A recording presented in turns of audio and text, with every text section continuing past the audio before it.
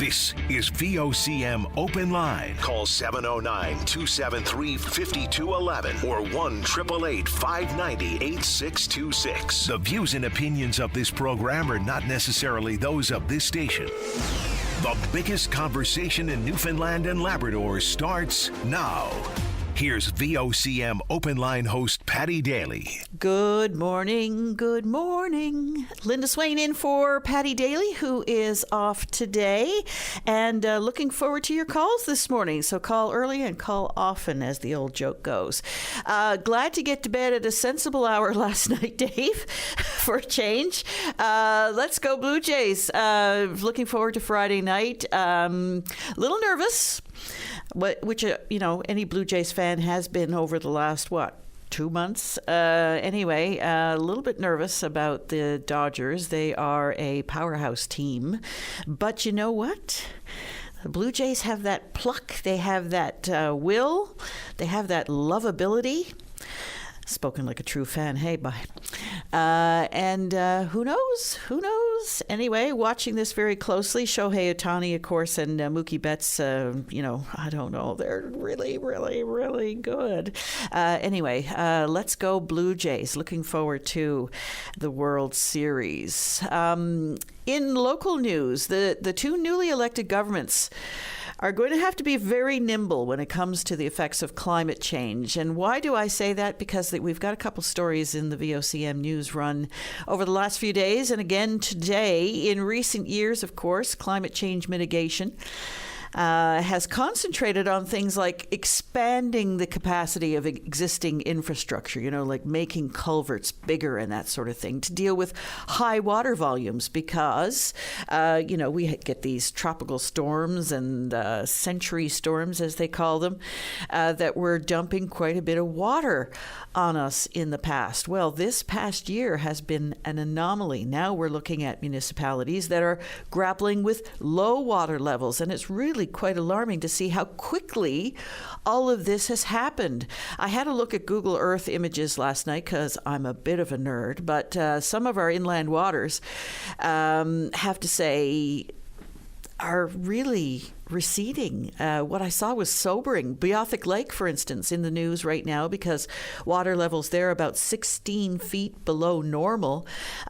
Big expanses of Beothic Lake. You can walk right across it if you don't get mired down in the muck. But things that are being exposed that people haven't seen in a century or more. And it's not just Beothic Lake. The lakes feeding into that water system are down as well. And you can even see the telltale signs of receding water levels on bodies of water like Gander Lake as well, with little to no relief in sight. And it's very sobering to see things that we've always taken for granted, in this case, the abundance of water. And wet weather. You think of Newfoundland and Labrador, you think wet weather. I was talking to someone I know in Europe recently. I said, we haven't seen much rain at all this summer, and it's really alarming. I was telling them about the fires and everything, and they said, what? Everything I've ever known about Newfoundland is that it's wet. Well, not this year. And it's so, I guess, alarming to see just how quickly water and wet weather can disappear so quickly over the course of just a few months. If you want to talk about that, give us a call. As a side note to that, the fires in Conception Bay North in particular dominated the news in August month, and we haven't heard very much at all from the people affected there, or how they're coping with that absolutely alarming change in their lives and the landscape. Driving through there, anybody who knows driving through there, is such a beautiful shoreline, and just to drive through there and see the devastation, it's, again, I'll use the term sobering. It is sobering. Anyway, and we're in this weird limbo situation. I'm going to get into that now in a moment, but we're in this weird government limbo situation. I'm wondering if this is impacting any of the people affected by the fires. Anyway, if so, give us a call. So again, I mentioned we're in this weird limbo situation. A new government was elected last week, which it feels like took many people by surprise. The results in terms of popular vote and even in some districts weren't a runaway by any means, and there remain a very close results in a number of districts. My understanding is that candidates who want to challenge the election results have until next week to do so. So ostensibly, we may not see a new cabinet sworn in for another week or more, and it also remains to be seen whether or not we'll actually see a sitting of the House of Assembly this fall. So it may be some time before we see the business of government up and moving and get a taste or a flavor for what this Wakeham government will look like and how they govern. But if you're affected by this bit of a low, you're certainly welcome to give us a call. I know it takes time for transitions and all the like, and there's a lot of work that needs to be done there. But this one feels like it's a bit long, and maybe because we haven't heard anything. We haven't heard any notifications about when government hopes to have a cabinet sworn in. Maybe it's because we're waiting to see if some of these results might be challenged. Anyway, if you have any thoughts on that, or if the Premier Designate is listening and wants to give us an update, he's certainly welcome to give us a call.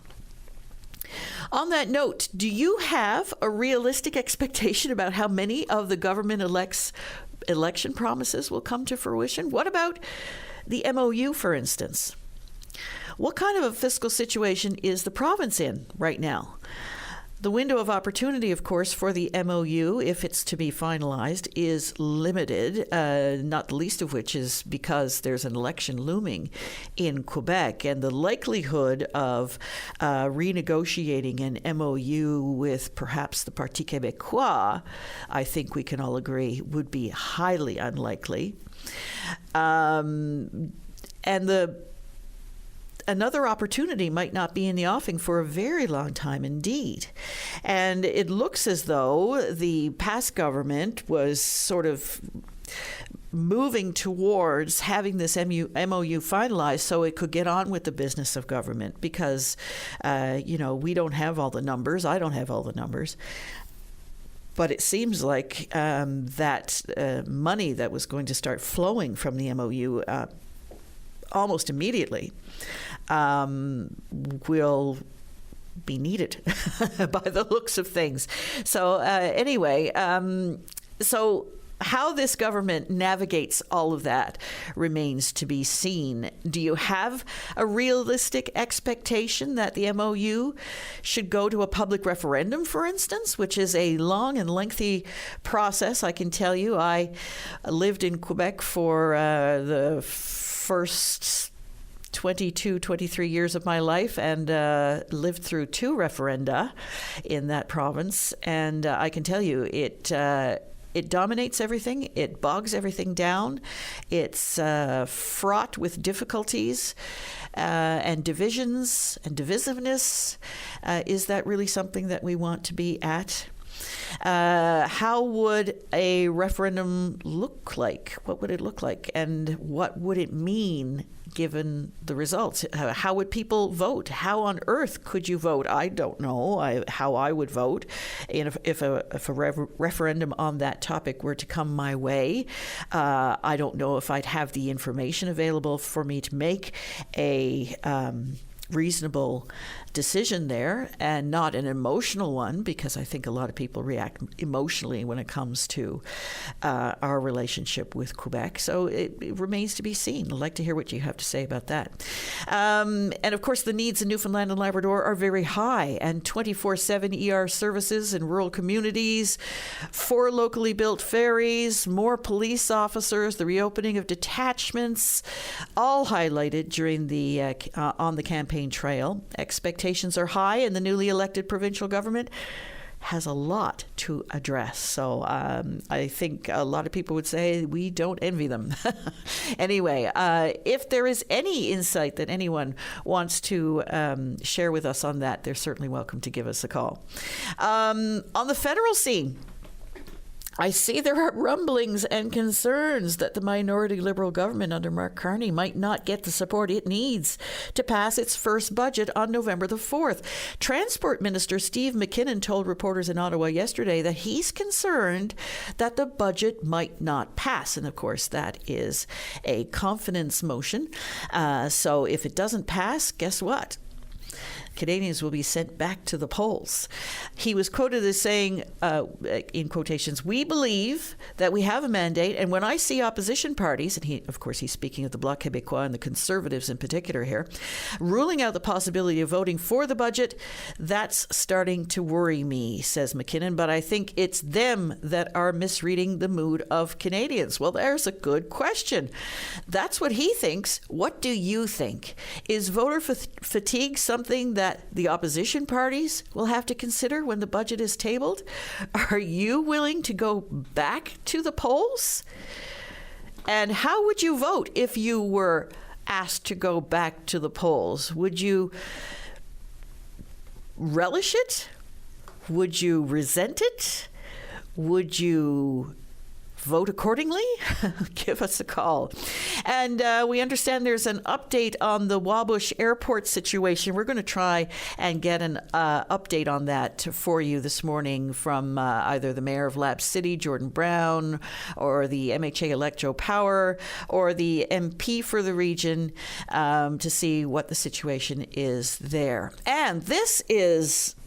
I don't know. This is a story that I think has caught a lot of people's attention. The RNC are warning about buying new items third hand on platforms like Facebook Marketplace, for instance. I don't know about you, but while Facebook Marketplace, it can be a place to get a genuine deal on something that someone no longer needs, it can also be a bit of a cesspool in terms of how people interact and what's available there and what they're asking for it. I notice people like trying to sell the McDonald's they just bought. It's weird.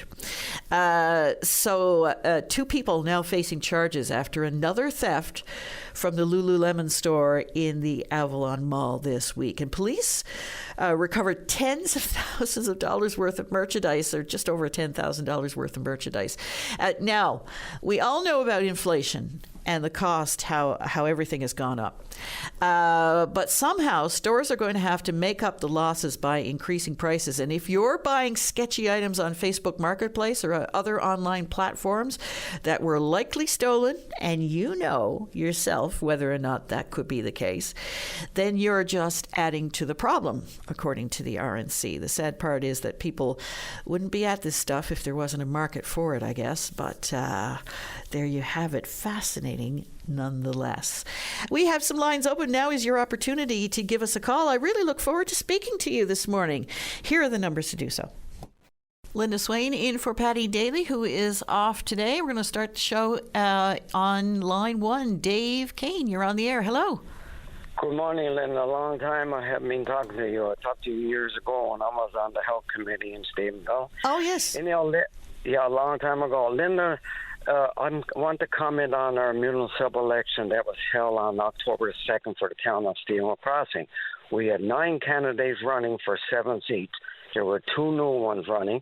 When the election was over, 2 former councillors lost their seats, and 2 new ones, Mr. Tom Brake and Kim Nolan, was elected. Mr. Tom Brake, he got the most votes. Linda, for many years, the town of Stephenville Crossing municipal election was always a tradition by council that the person who topped the polls will be offered the mayor's position out of respect and courtesy by members of council. So when they had their meeting Monday night, October the 6th, the mayor, Tom Brake, had the most votes, and they asked him if he wanted mayor. Yes, but listen to this. The town clerk and manager, and who was the returning officer for the election and who ran the meeting on Monday night, October the 6th, got up and said, this is not the way for the councillor that got the most votes. There has to be a nomination for mayor and deputy mayor. So, Linda, this was all planned, and they changed it. So Lisa Lucas, the former mayor, she wasn't going to run, but the last the last few days, she decided to run, and it was all planned to get her elected again. So now we got a mayor that got the less votes, and we got a deputy mayor who got the less votes. And Tom Brake, who got the most top the polls, he's just a councillor. So there's no wonder, Linda, nobody wants to run for council in Stevenage Crossing. So you say that this was always the tradition? Was it Yes, Linda. I've been here since '69, and the town manager said it was changed in 2014, and is in the Municipal Act. I read the Municipal Act, same as the 2 or 3 councillors, and it's not in. Don't say in the Municipal Act. This was all planned because they didn't want Mr. Tom Brake to be mayor, because he was on council one time before, but he got transferred to Ontario to his new job. And it's all up in the air. It's the same old story here in Stevenage Crossing. And not only that, Linda, the next day the mayor, Lisa Lucas, got on open line saying that Mr. Brake did not have the experience to be mayor. What a kick in the face to Mr. Brake. And when Lisa Lucas was first elected as mayor a few years ago, she didn't have no experience. So Mr. Tom Brake was a supervisor for many years and a very smart man. So it was all done behind the scenes, Linda. Well, you're making some pretty serious allegations here. I'd like to hear what Mr. Brake or the former mayor has to say for themselves on this matter. Once again, you say that there was a change made. When was the change made? It was made when they went to the meeting on October the 6th, Monday night, to welcome the 2 new councillors along with the 5 former councillors. And then the town manager got up. She ran the meeting. She was the returning officer for the election, and she said it's not that way. It got to be voted on. And a former mayor got up and asked her, when did this happen? She said in 2014. And it's not in the Act. It was never in the Act. This was all done by consensus of councillors over the years. And I was talking to a former mayor, Mr. Cliff Goodyear, was mayor for this town, and that's the way it always was. And even Mr. Haver Young was mayor a few years ago, and he said the same thing on Facebook. It was always a tradition done by the councillors, not by the town manager. Yeah, I know in many municipalities that's been the case. Is the person who accrues the most votes is gets the mayoralty. That's right, Linda. And not only that, mostly all the St. George's, same thing as St. George's this year. The column, I think Mr. White got the most votes again, and he's mayor again. So they never had no vote. Whoever got the top of the polls got mayor. So, what's done wrong behind the scenes, they had it all planned. They wanted Lisa, they didn't want Mr. Tom Brake as mayor. Well, they'll have to answer for themselves, I suppose. If they would like, they can give us a call and let us know what happened there, what was behind the decision-making process.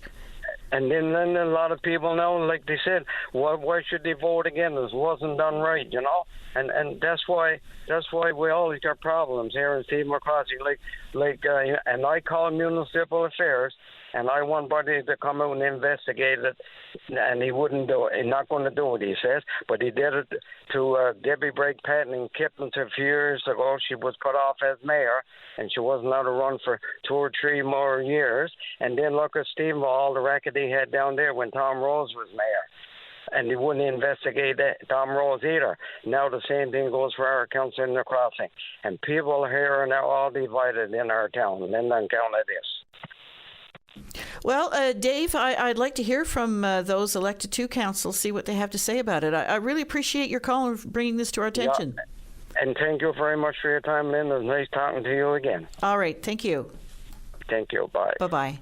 And once again, if anybody on the Stephenville Crossing Town Council wants to give us a call and let us know what happened there, what was behind that decision-making process, they're certainly welcome to do so. We're going to go now to Lucy Lair. You're on the air. Hello, Lucy. Hi, Linda. I'm calling from Gander. I'm the great-grandmother of 3 children in the public schools, and I have friends who have children in various of the schools. We began organizing here, and we created an organization called Families United for Student Success. We held a rally on October 6th. We have a petition. We're having an organizing meeting tonight, a welcome meeting at the Gander Public Library at 6. But what I really want to talk about, and you opened the door with how many election promises will come to fruition, by telling you what Tony Wakeham promised us about education. And I must say that I watched the leadership debate on October 8th, and my dog is insisting I do something, I don't know what. And they talked for 90 minutes, and education was not mentioned one time, unless you count John Hogan's promise about school supplies. It's just not acceptable. Education is, I would say healthcare, education, and affordability. I don't want to be disrespectful of the MOU, but I think those three things are the most important to people in the province, and they're certainly the most important to families whose kids are struggling in school. My friend has a 13-year-old son, and she wrote to me about what their day is like. She wrote, he can't get assignments done and passed in. Right now he has a 0 in social studies. He probably doesn't completely understand what he's supposed to do, and he can't even stay focused long enough to finish it. He doesn't do his work during class time because he either doesn't know what he is doing or he is too distracted to get his work done. And he isn't going to ask for help or ask to be put somewhere without distractions. He has a science test today that he only told me about last night at 7:30. This is a mom who sits with her child to study for a test, to help him get assignments done. She checks in every day via Power School to see how he's doing and, if there are assignments that need to get done. My 3 great-grandchildren have parents who are so focused on putting food on the table that they really don't have the bandwidth to help their kids with their school. And I'm guessing that there are a lot of parents who fall into that second category. Parents who can afford it are hiring tutors to make up for what their children are not getting in school, but most parents can't afford to do that.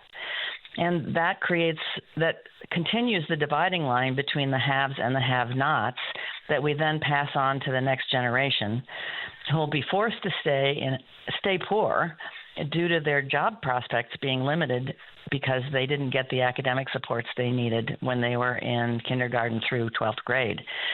I agree with Tony Wakeham that our children are not an expense. They are our future. Those are his words. But we sure aren't treating them like they matter very much.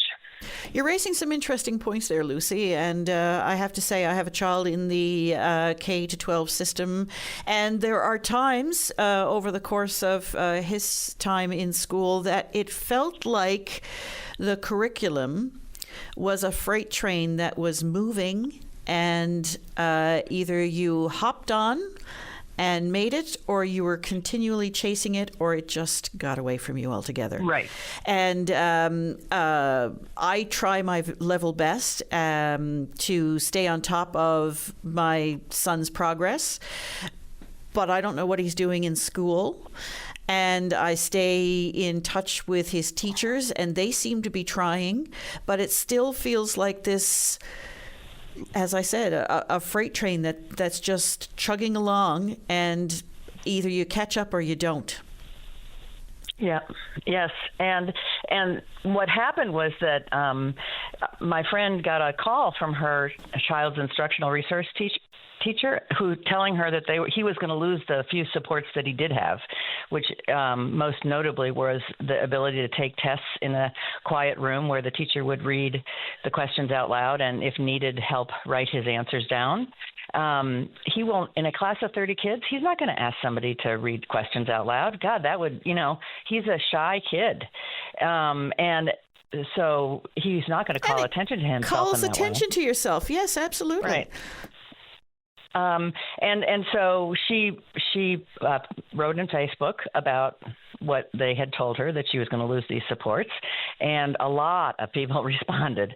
And we actually sat down with Bettina Ford, who was running for the MHA seat for Gander area, and she actually won.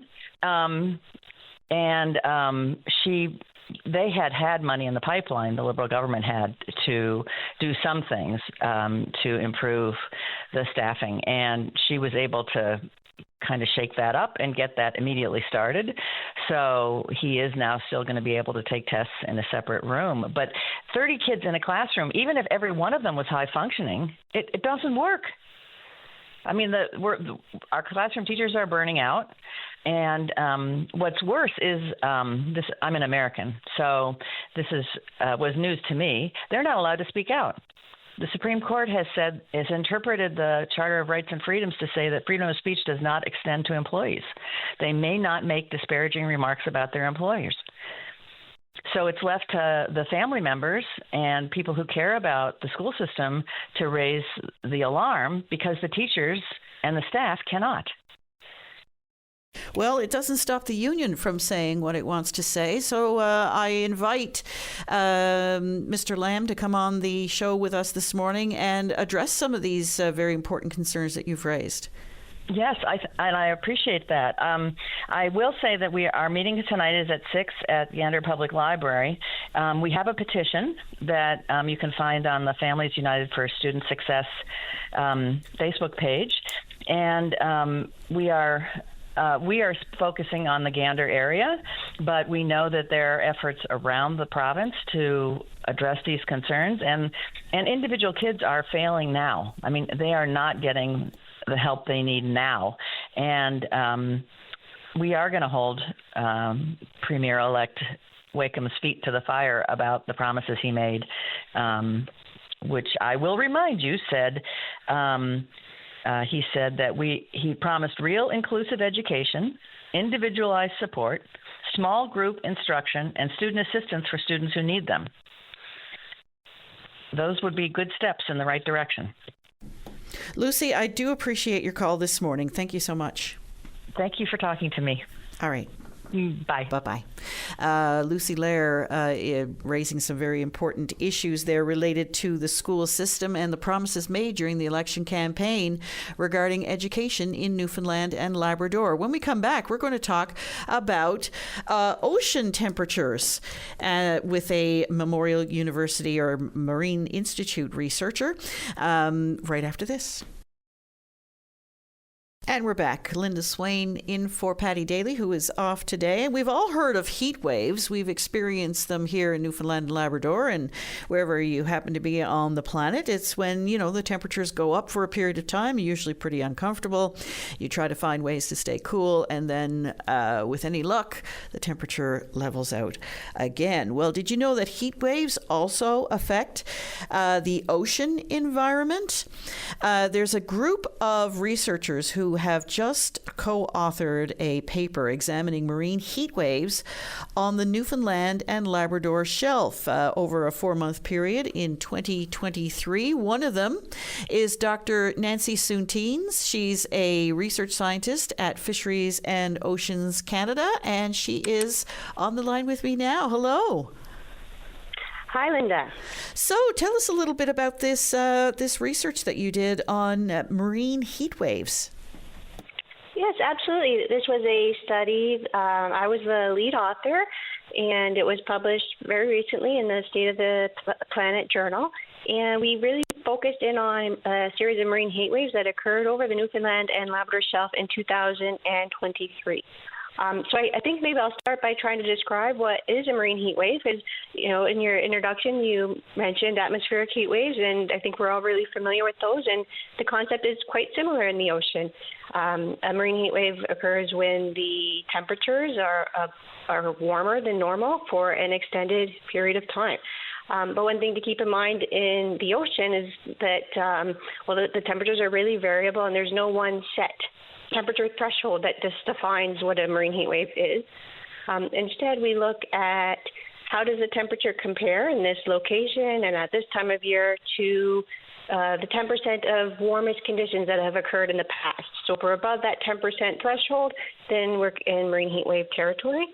And on top of that, we had different categories of marine heat waves because 10% isn't really all that rare. Like, it happens one out of every 10 years.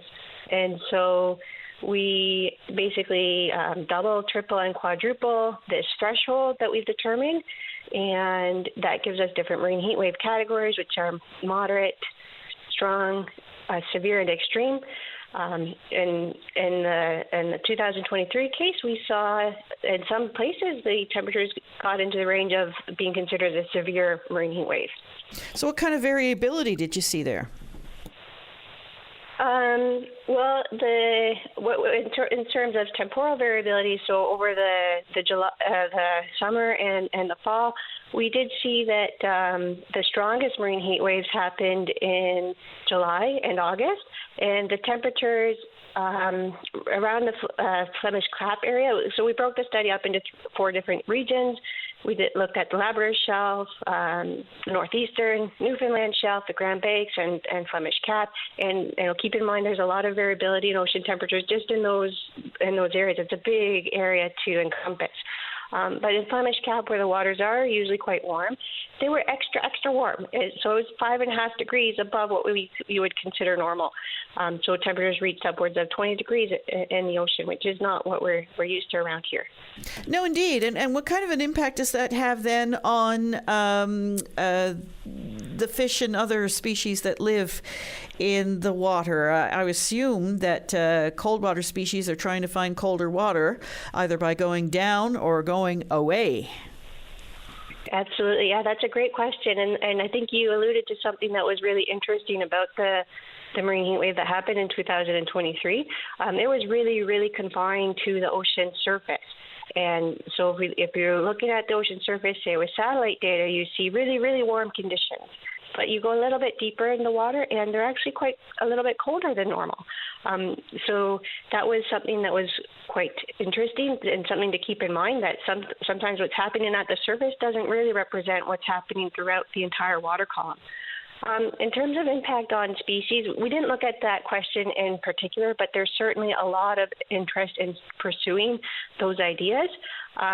Certainly we're seeing a rise in ocean temperatures across the globe, and so there are a lot of concerns about how that might impact the fisheries.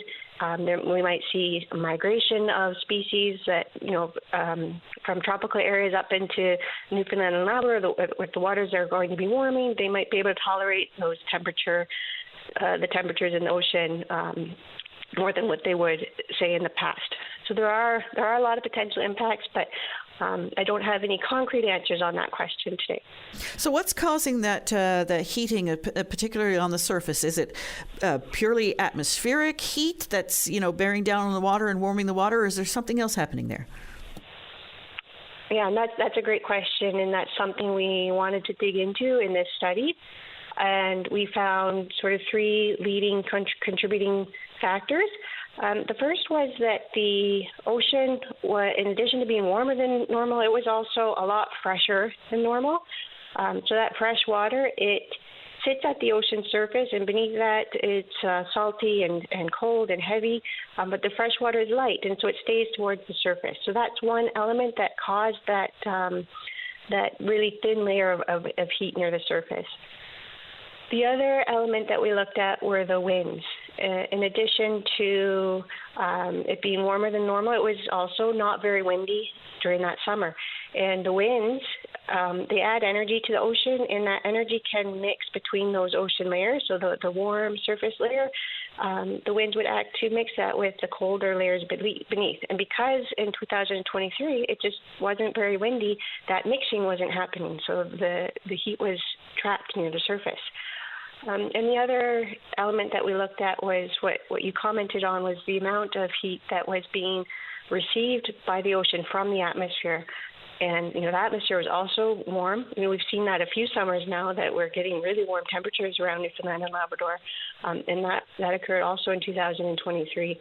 And so the ocean was receiving more heat than what's normal. You mentioned the fresher water. I assume then that has to do with ice melt.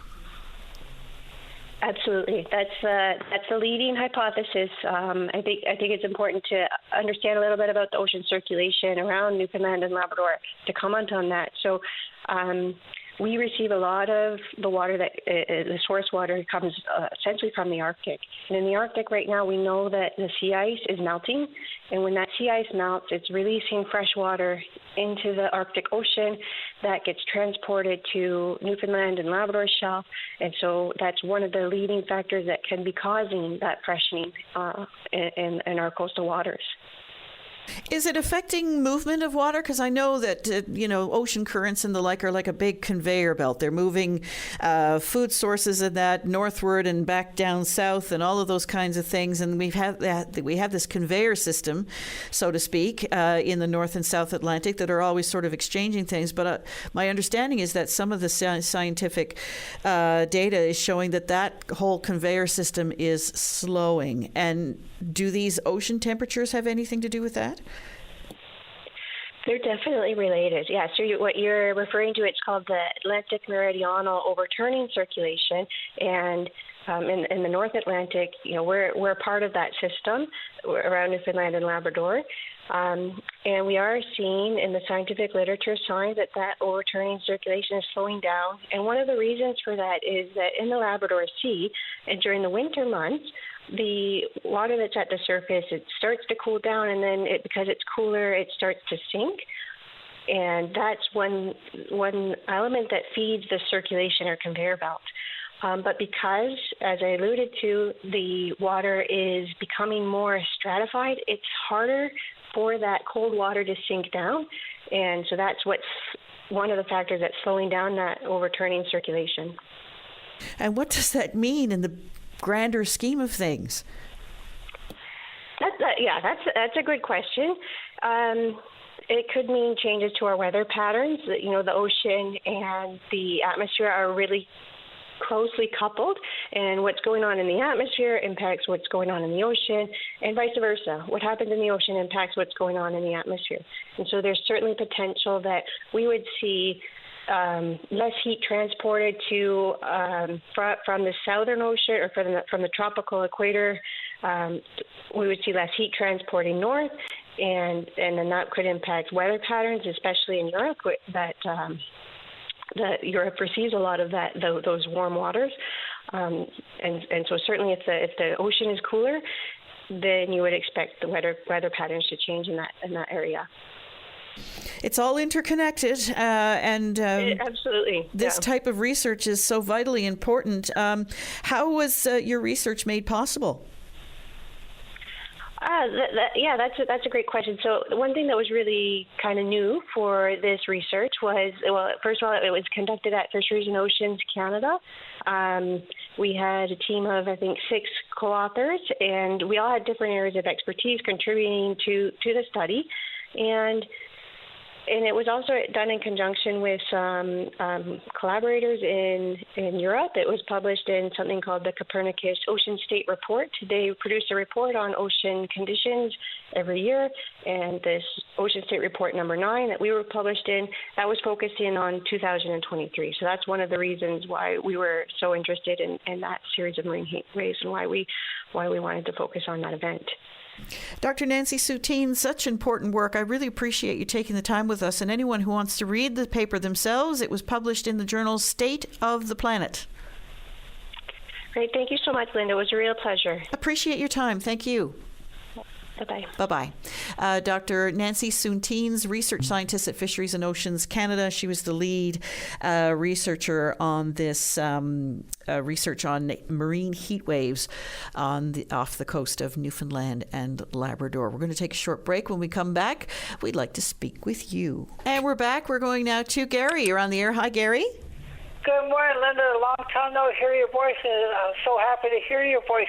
And I find for one reason today, I want to thank you and Patty Daly and Dave Williams and Brian and all the staff at BOSM for all the work that they do, because the station is so important to all the people here in Newfoundland, and even for me, because I hear the good news, I hear the sad news, and every day I get to pray for both the good and for the tragedies that happen. I get to do a lot of praying, and that's the part I try to do now. I try to pray a lot for everybody, because we're on the same planet, we're on the same world, and we need to have an act of random kindness for everybody. Oh, no truer words have ever been spoken, Gary. We're all connected, aren't we? And we're happy to do that job. That's important to us, to keep people informed. Yeah, and I something when I get on it, let you know, you all know personally, because that to me, it means so much to me, because some days I listen and some days I'm in tears listening to some of the stories, and then I get to pray for those people, and because we're all God's children. That's the way I look at it. We're all God's children, and some of us we need a lot of help, and especially from God Himself. So God bless everybody, and have a wonderful day. And oh yeah, and go Jays, go Jays, go. Go Jays, go. Gary, I really appreciate your call this morning. Thank you so much. Okay, bye now. All right, bye-bye. Go Jays, go. We're going now to Marie. You're on the air. Hi, Marie. Hi, good morning. How are you? Good, how are you? Good. I was listening to the lady earlier from Gander who talked about her son and the struggles that he's facing in school and the lack of supports for him. And I felt compelled to call. I'm here on the Avalon, and I know that's an issue here for us as well, and it's certainly a concern for myself as a parent whose son is 7 years old. I mean, there's really no support for them. I've been lobbying to get a teacher's aide for him. I've been told, to help sit with him, help him learn. Just do some extra one-on-one and also provide him with positive encouragement. Great job, buddy, whatever. I was told yesterday that they are short on resources, i.e. there's no money, no funding. So I don't know when he'll be able to get one. My son learns differently than other kids. He sees the bigger picture. He likes to figure things out, and he also has a huge sense of pride and accomplishment from getting things done. Is he facing any specific difficulties? Have you had him diagnosed or assessed in any way? He probably may have some form of ADHD, but again, the direct support is not there due to lack of funding. And he needs a teacher's aide. There's 400 kids in the school. There's 5 teachers' aides for 400 kids. There has to be, they work X number of hours a day. There's no way that those 5 teachers' aides can make a touch point with all these kids that need support. Like I said, my son thrives on having tasks to do and having a feeling of accomplishment. A solution to that could be, I'd really like to encourage the new Tony Wakeham government to follow through on their commitments with regards to skilled trades and getting apprenticeship in high schools. But not only high schools, it needs to start with our youth, with my son who's 7 years old. If he could do something at lunchtime instead of being just put outside with another 400 kids, whereby he doesn't have any focus or anything tasked to do, he could sit down and he could build something, and he could come home and have a sense of pride and accomplishment by learning a skill, by learning something new. And also, too, that would help aid in all of our youth's mental health, because they are feeling confident in themselves. They're feeling like they're successful. So I feel that the government needs to put resources into this. They put resources into other areas, and the youth are our future. And I feel that we are failing our youth. So us as parents, we need help to build the future of Newfoundland and Labrador. So is he, you say he's possibly has ADHD. Has he been assessed for it? Because once that assessment takes place and a designation or a diagnosis is made, usually those kinds of things fall into place in the school system anyway. There's more focus on him. I was told to do a course out of a college in BC, which I will do. I will do that course. BC. And I signed the letter for him to get a teacher's aide. But there's not enough resources available. So even if I have that piece of paper, I still have to do the course in BC, and I still have to wait for a teacher's aide. And the breakdown with my son is when there's no direct supervision. There's no direct there's only so many teachers. Like, I don't know, a teacher walks the hallway at recess and lunch. So it's when there's no direct supervision and he's left alone with no task, no plan, nothing like that.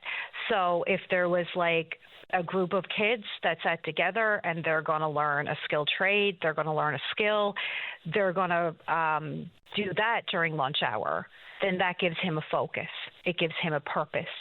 It aids in his growth and his development, and also contributes to a healthy mental health aspect, because he's building himself up. Yeah, I hear what you're saying. I think the structure of the school system, though, ensures that there is so much outdoor or physical activity that takes place in the course of a day as well, which is beneficial to a lot of kids. But I do hear what you're saying.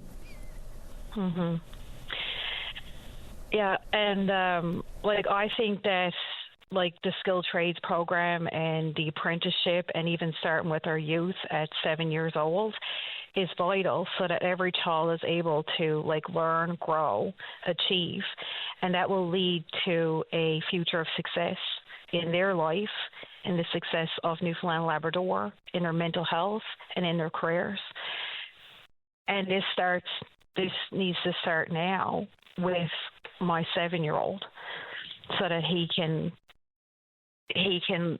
look at our youth and we can see what their strengths are instead of identifying their weaknesses. Marie, I really appreciate your call this morning. Thank you so much. Thank you. All right.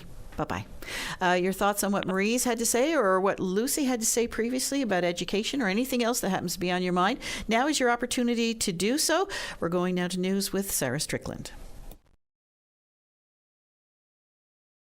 And we're back. Linda Swain in for Patty Daly, who is off today. We're going to go now to James. You're on the air. Hi, James.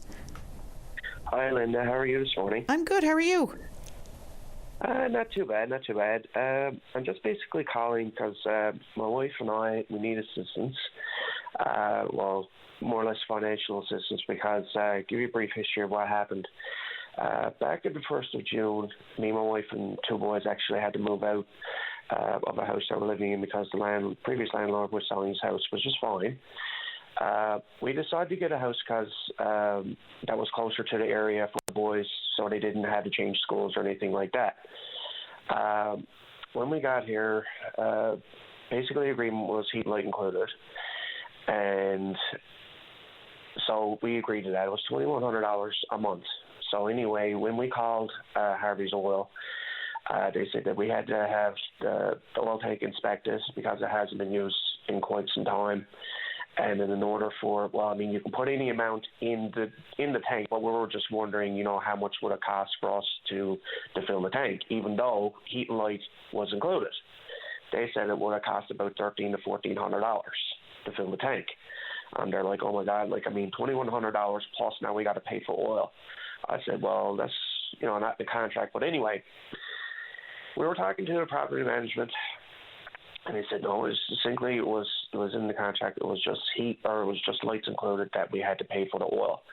So basically right now we're in a situation, we don't have any heat in the house, and we just literally we sent everything over to the Tenancies Act, because they told us that you have to put it in writing to say that the issues that you do have, and present it, and they basically took it from there.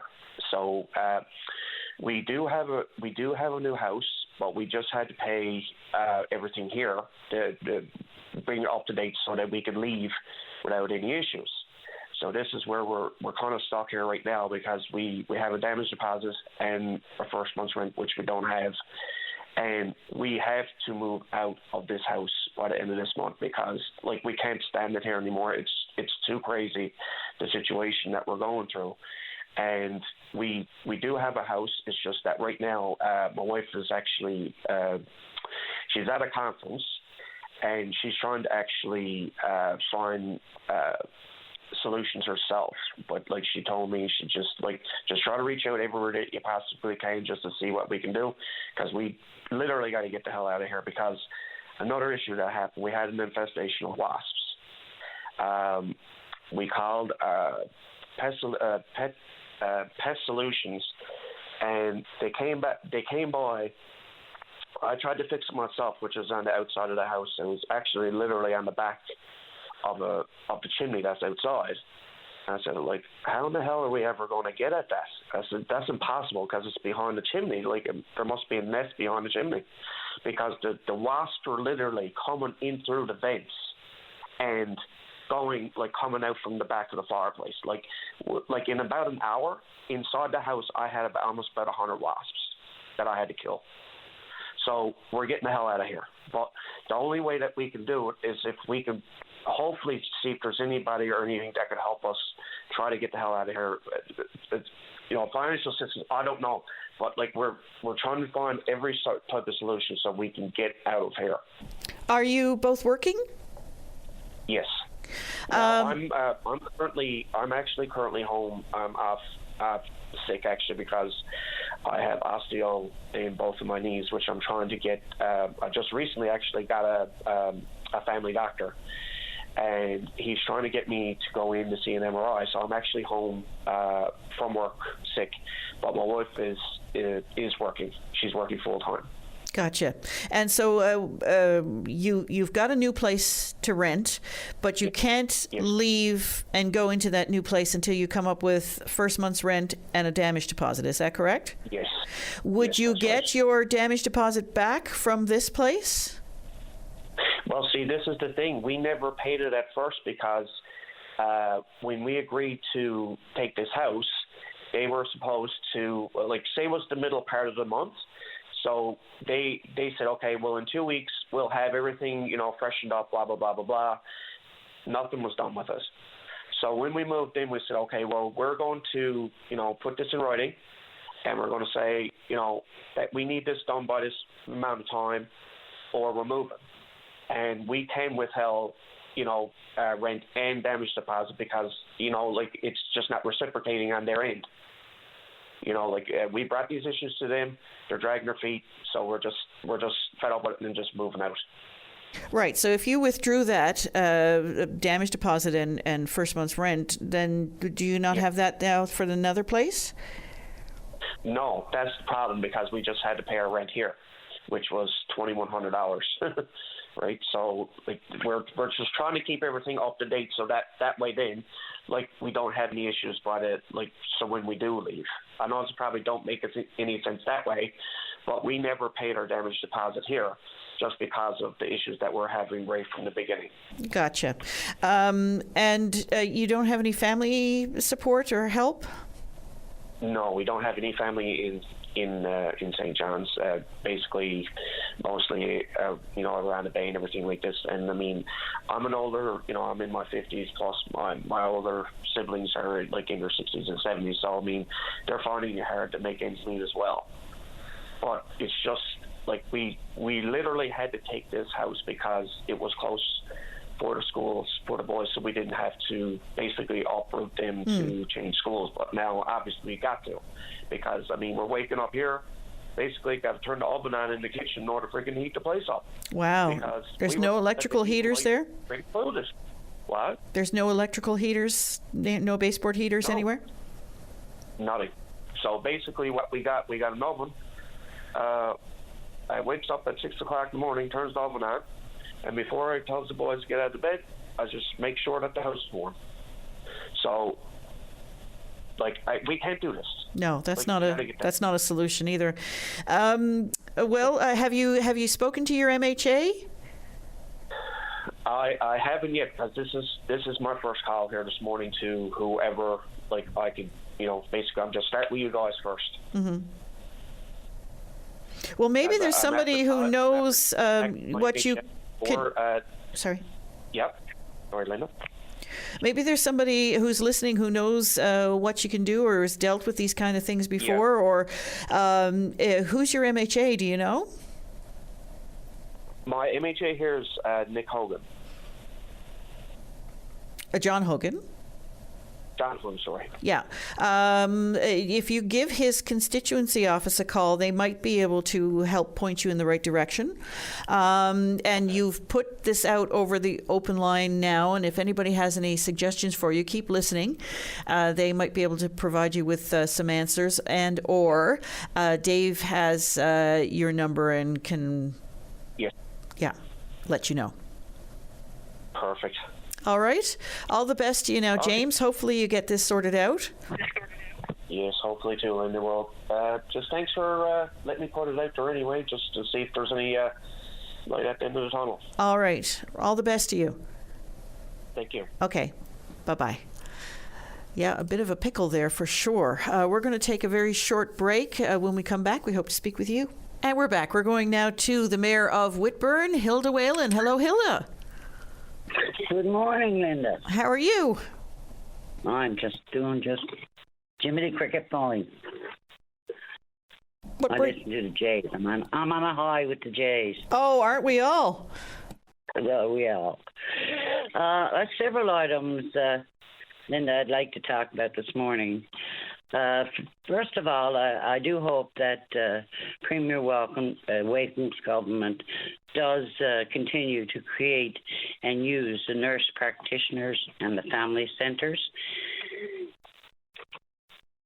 They do well in creating an answer to the stress, taking the stress off of doctors because of our aging society. That will only increase in the future, and I do hope that they continue for future years. But of course, they cannot replace our doctors.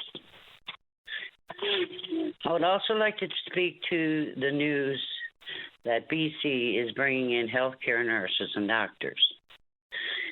I'm not sure if nurses' entry is easier than doctors, but getting doctors here in our country is quite the process.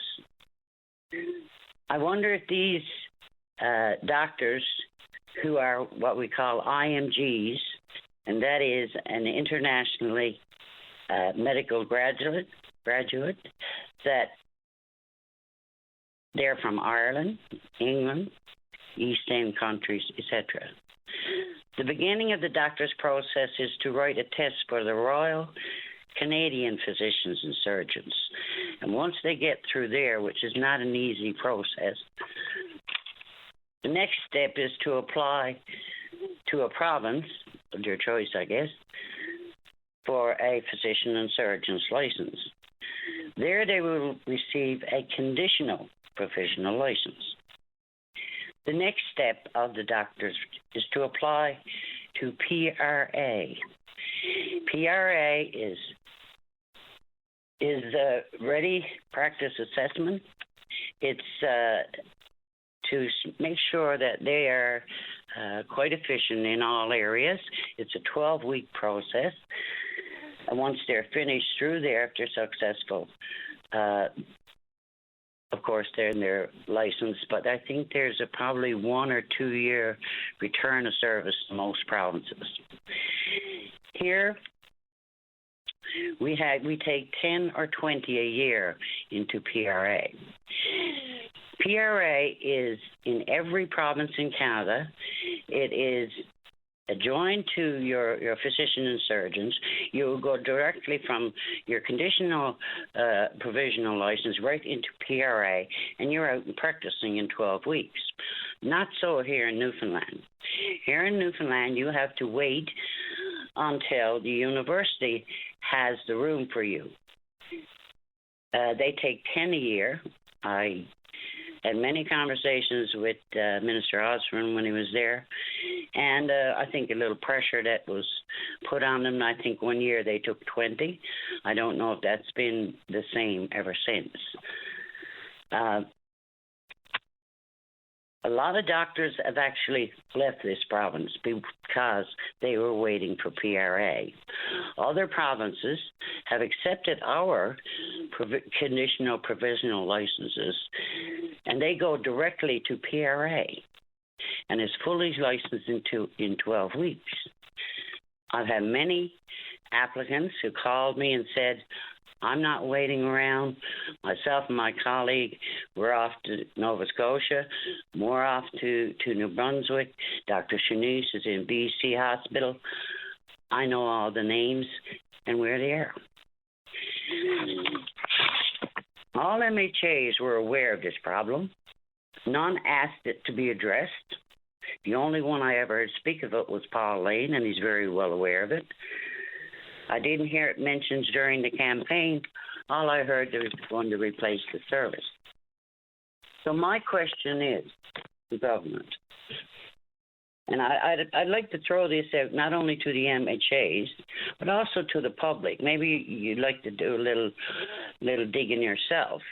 Ask how many got conditional provincial license and how many went to PRA.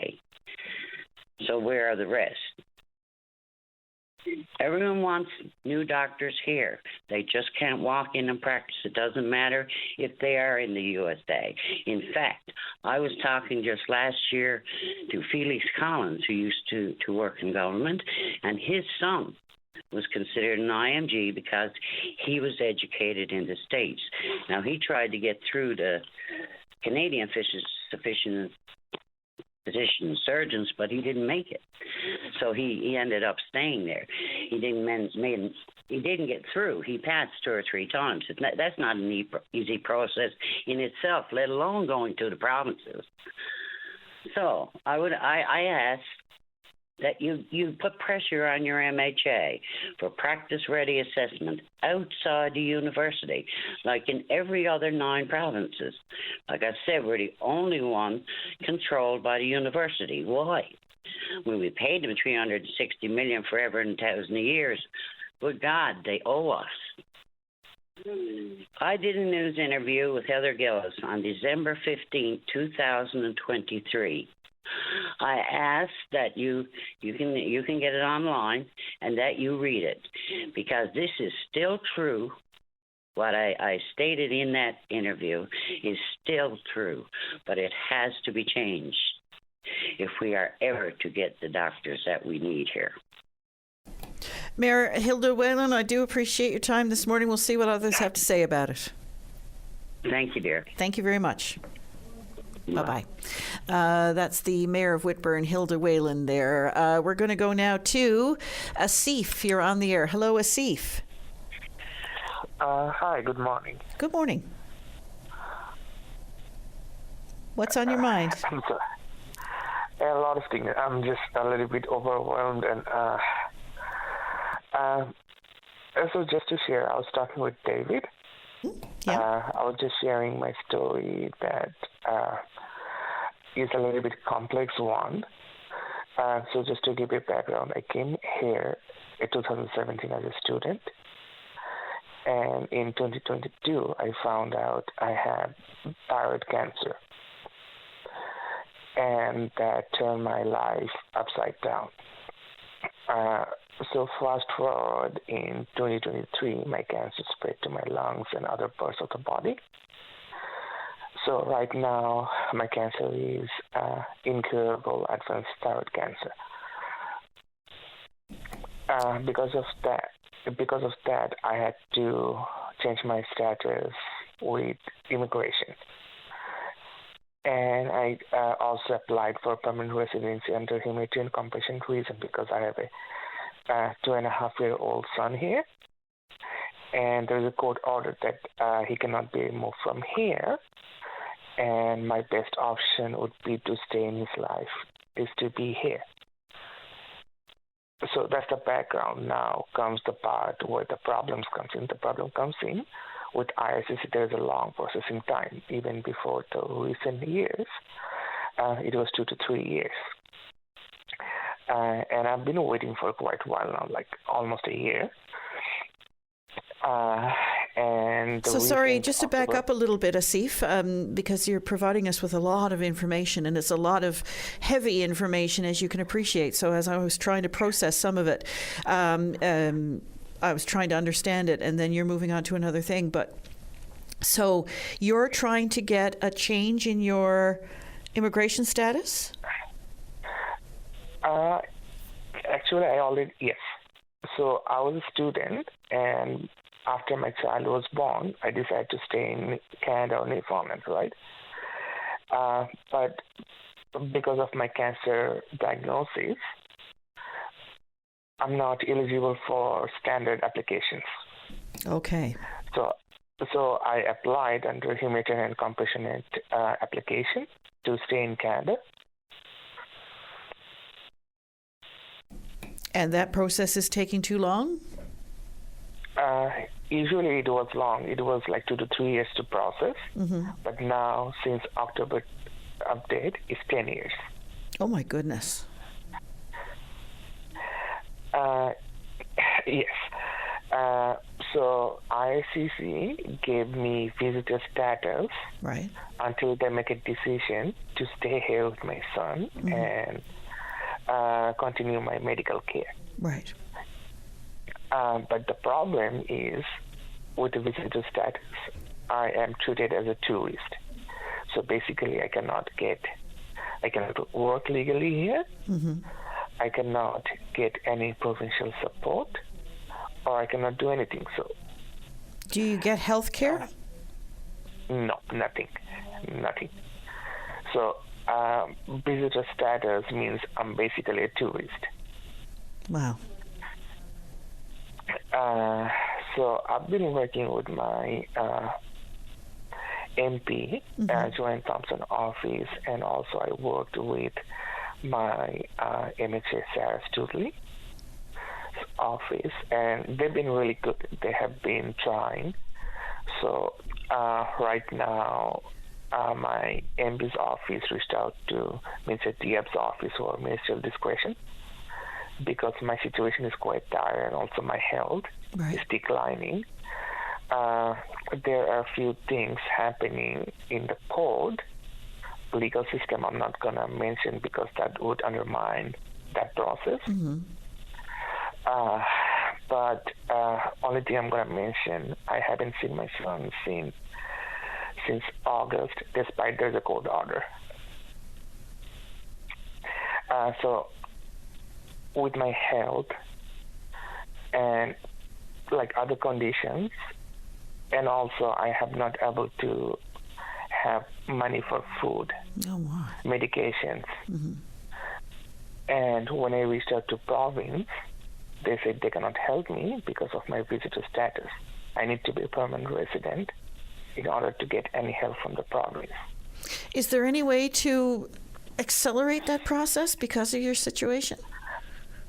It is, and we reached out to IRCC multiple times. They denied, and they said, okay, we're working on it.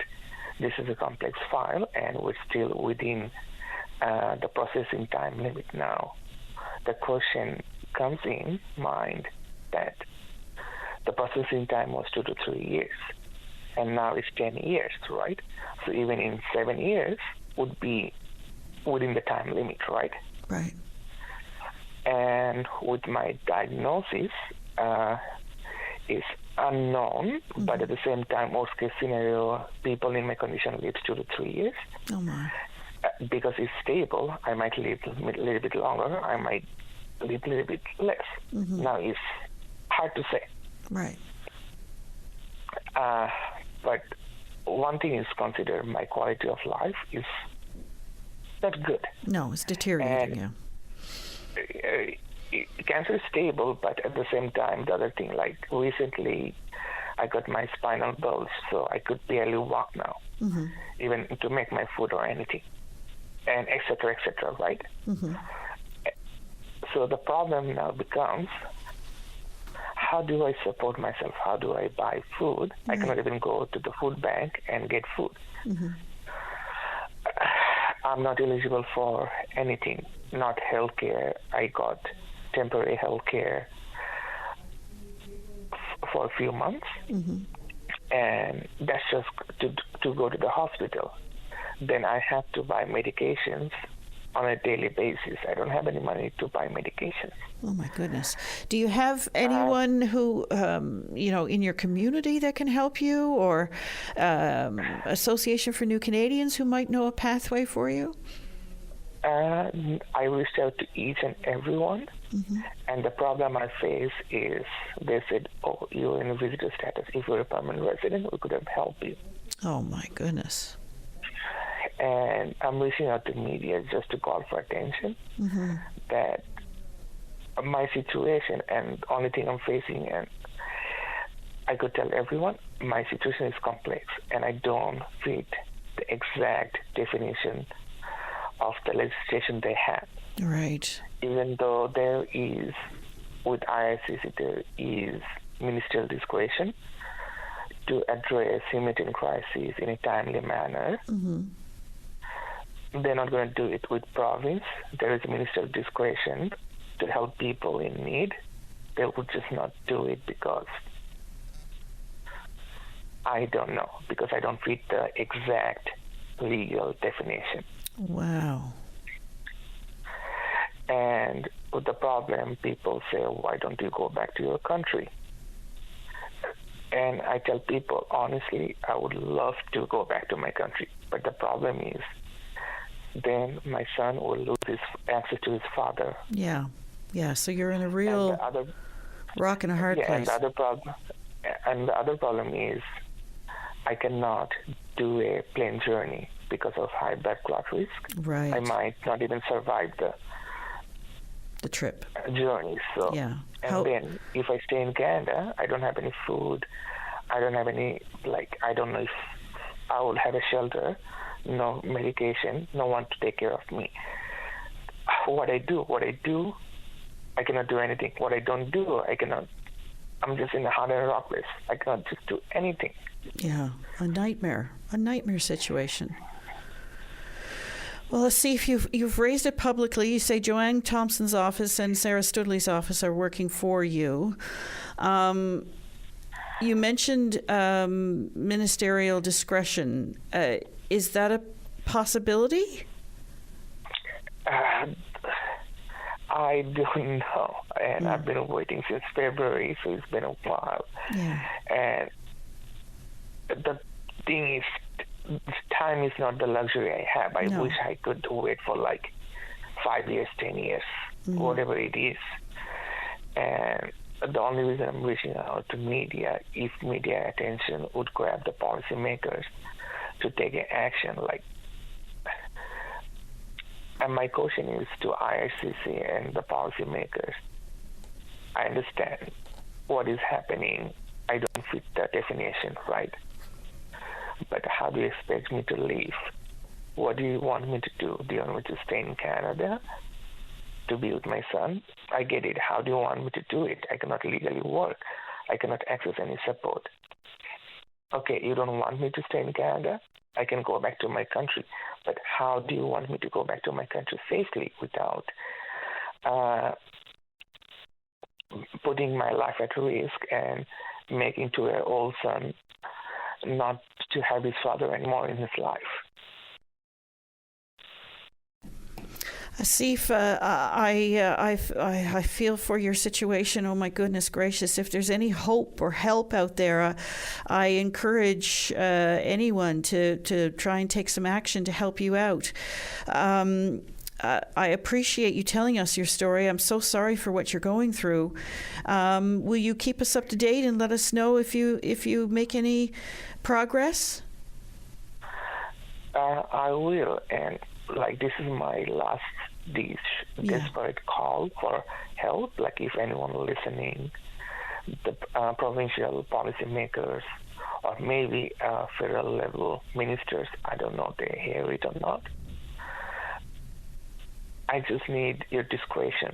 There is discretion to help people like me in my situation. And I can only hope someone will help me. Asif, I really do hope that the help is out there for you. I do appreciate your call. Take care as much as you can. Thank you so much. Thank you. Bye-bye. Well, what a heartbreaking call. He is between a rock and a hard place. If there's anyone who has any suggestions as to what kind of help they can provide for a CEF, or if you have information or want to help, David can take your call as well. We're going to take a short break. When we come back, we hope to speak with you. And we're back. We're going to go now to Will. You're on the air. Hi, Will. Hi there. How are you doing? Not too bad. Enjoying the good weather while it lasts. While it lasts. I'm one of the individuals who was employed by Elections Newfoundland for a one-day stint. My role was minimal. I was a parking attendant, but I was asked to call on behalf of other people who work there. Some of those people actually worked inside, taking the votes and doing that sort of stuff. The big issue is, well, there's a couple of issues. One was the fact that a lot of people worked 14 hours plus that day without being given any breaks. They were told they couldn't take a break because they were short of staff. I don't know much about that side of it. I was outside, so I didn't see much of what was going on inside. I know I spent 14 hours of my own day on my feet. And then I was told at the end of it that it would be 4 to 6 weeks before any of us would see any pay from that, which wasn't disclosed to us during the interview. Like, they told us it might be a bit of time to wait for our pay, but certainly not up to 2 months. 4 to 6 weeks to wait to get paid for a single 14-hour shift. Yeah, one day. Yeah. And apparently a lot of people, a friend of mine in particular who worked there, was not told that at all. She also wasn't told that she wasn't going to be getting any kind of breaks or anything. Like, people weren't even allowed to leave their desks.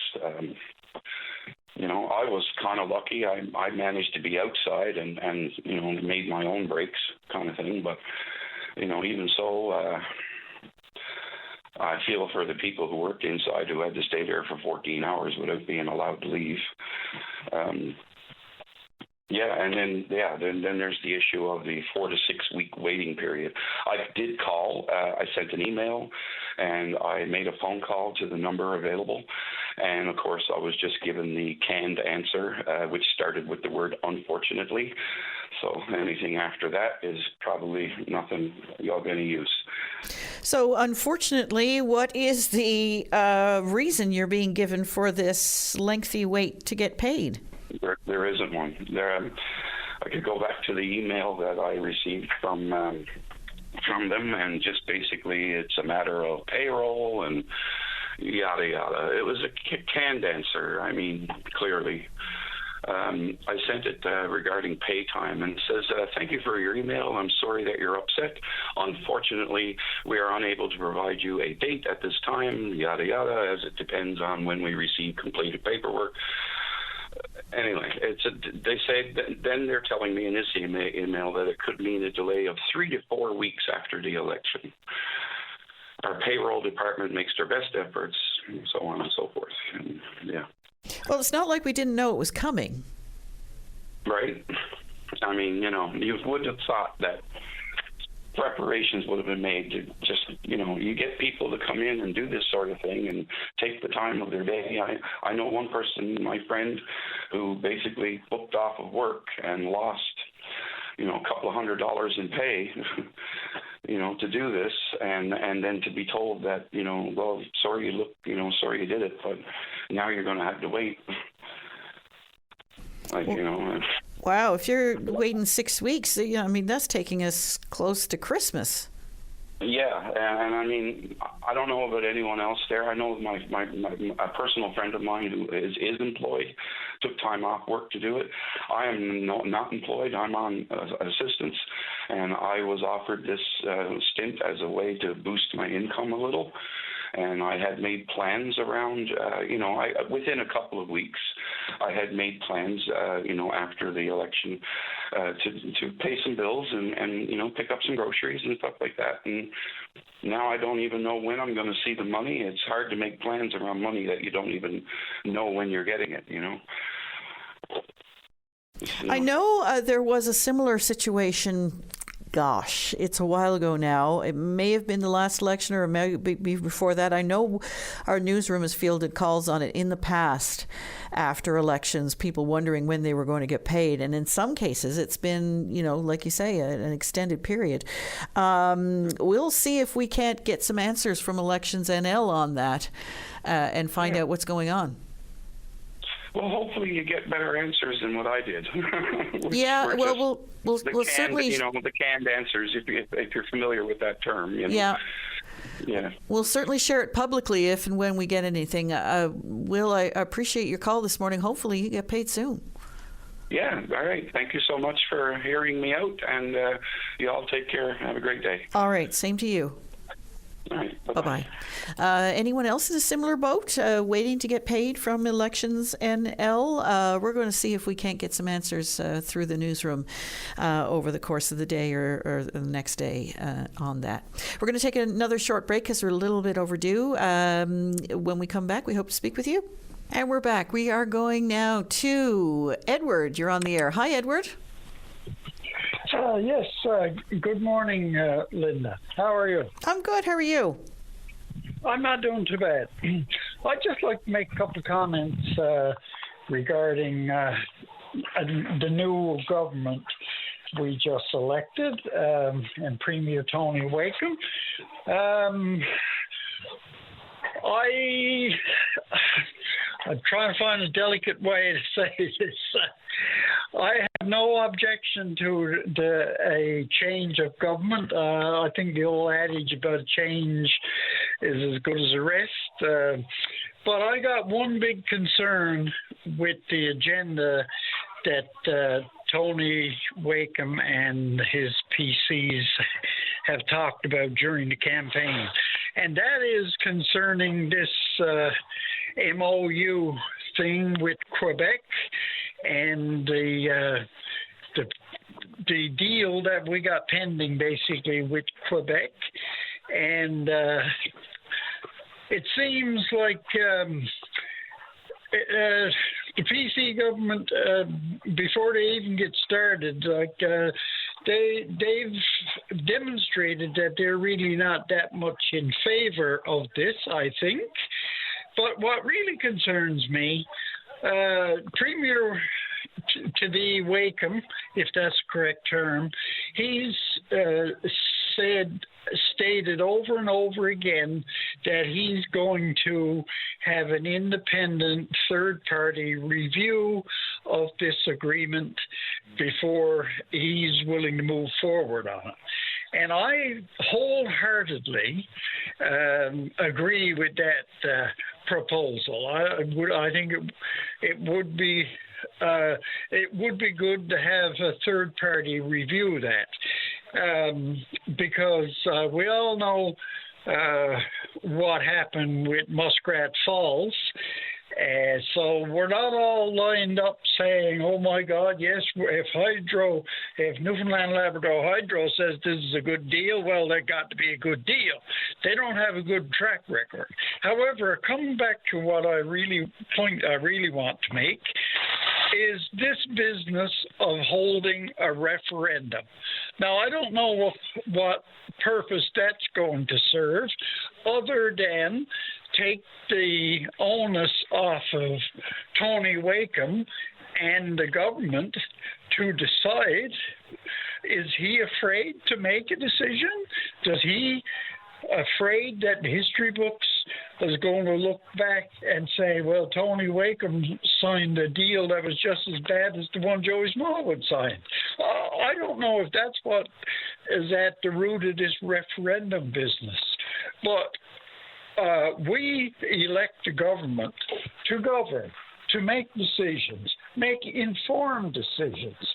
And putting a issue as important and consequential as this will be, or certainly should be, out for the general population to vote on it and I'll include myself by saying I have absolutely very little idea about the legalities of it, or if I read the full agreement from cover to cover, I still wouldn't really understand it. And why is he going to be asking me and every other person in the province to vote on this? I think it's an absolutely ludicrous idea, and the only justification I can see for it is it takes the pressure off of him, takes the onus off of him and his government to make a decision. They can say, oh, well, that's what the people wanted. But there's no, people will be voting on that because their grandfather was a Liberal and voted Liberal all their life, so we're going to vote against this simply on this kind of thing. That's just an example. And, how do you craft, there's so many questions. How do you craft a question for it? Do you know what the cost of a referendum is? Have they costed that out, and have they told us what that would amount to? And honestly, I wouldn't know if it's fit to eat or not. I don't have that knowledge. Even, as you said, if I read it back to cover, I still wouldn't know. Exactly, Linda, and I'm the same way, and I think the same can be said for 90% of Newfoundlanders, except probably lawyers and things like that. But it's not, to me, it's not an issue that we should be voting on. It's something that the government needs to, like I said, the independent review, I back that 100% to hopefully remove some of this uncertainty that certain parties are publicizing, and I'm not sure that they know any better than the rest of us, only what they think. But putting it out to a referendum is, to me, an absolutely fool's errand, and I hope Tony Wakeham realizes that and changes the course on that, because I totally do not agree with that. Edward, that's basically all I wanted to say. Edward, I do appreciate that. Your view is echoing what I've been hearing from an awful lot of people on the ground over the last little while. But again, we have no answers as to what kind of direction the new government intends to take us in that regard, or any other matter for that matter. We have yet to hear from Tony Wakeham about what his plans are, or even when his cabinet is going to be sworn in. So we wait all of this with bated breath. Yes, you're absolutely right, Linda. And just one more quick comment that just came to mind. Like, whatever the PCs intend to do, I hope they do it pretty quickly and not go dragging their feet on this, because this could all come down to not being a decision for us. If what I'm reading and hearing is next fall, there's an extremely good likelihood that there's going to be a PQ government elected in Quebec, and I think that's going to change this whole project. This fellow Legault, who's Premier of Quebec, he seems to be, at least what I've seen of him on TV, like, he seems to be a pretty reasonable, decent, upstanding guy.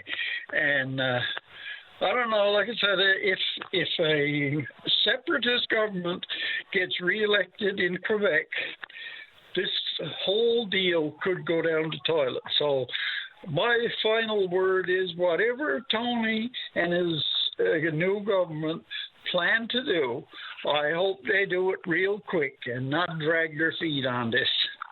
Edward, I appreciate my call, Linda. Yes, absolutely. Have a great day. You too. Okay. Bye-bye. Bye-bye. Your thoughts on what Edward's had to say, by all means, give us a call. We're up to news time now with Sarah Strickland.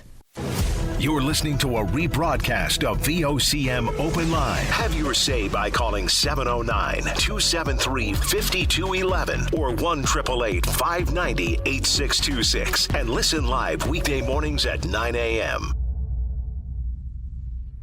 And we're back. We are going now to Steve McBride on the Southern Shore. Hello, Steve.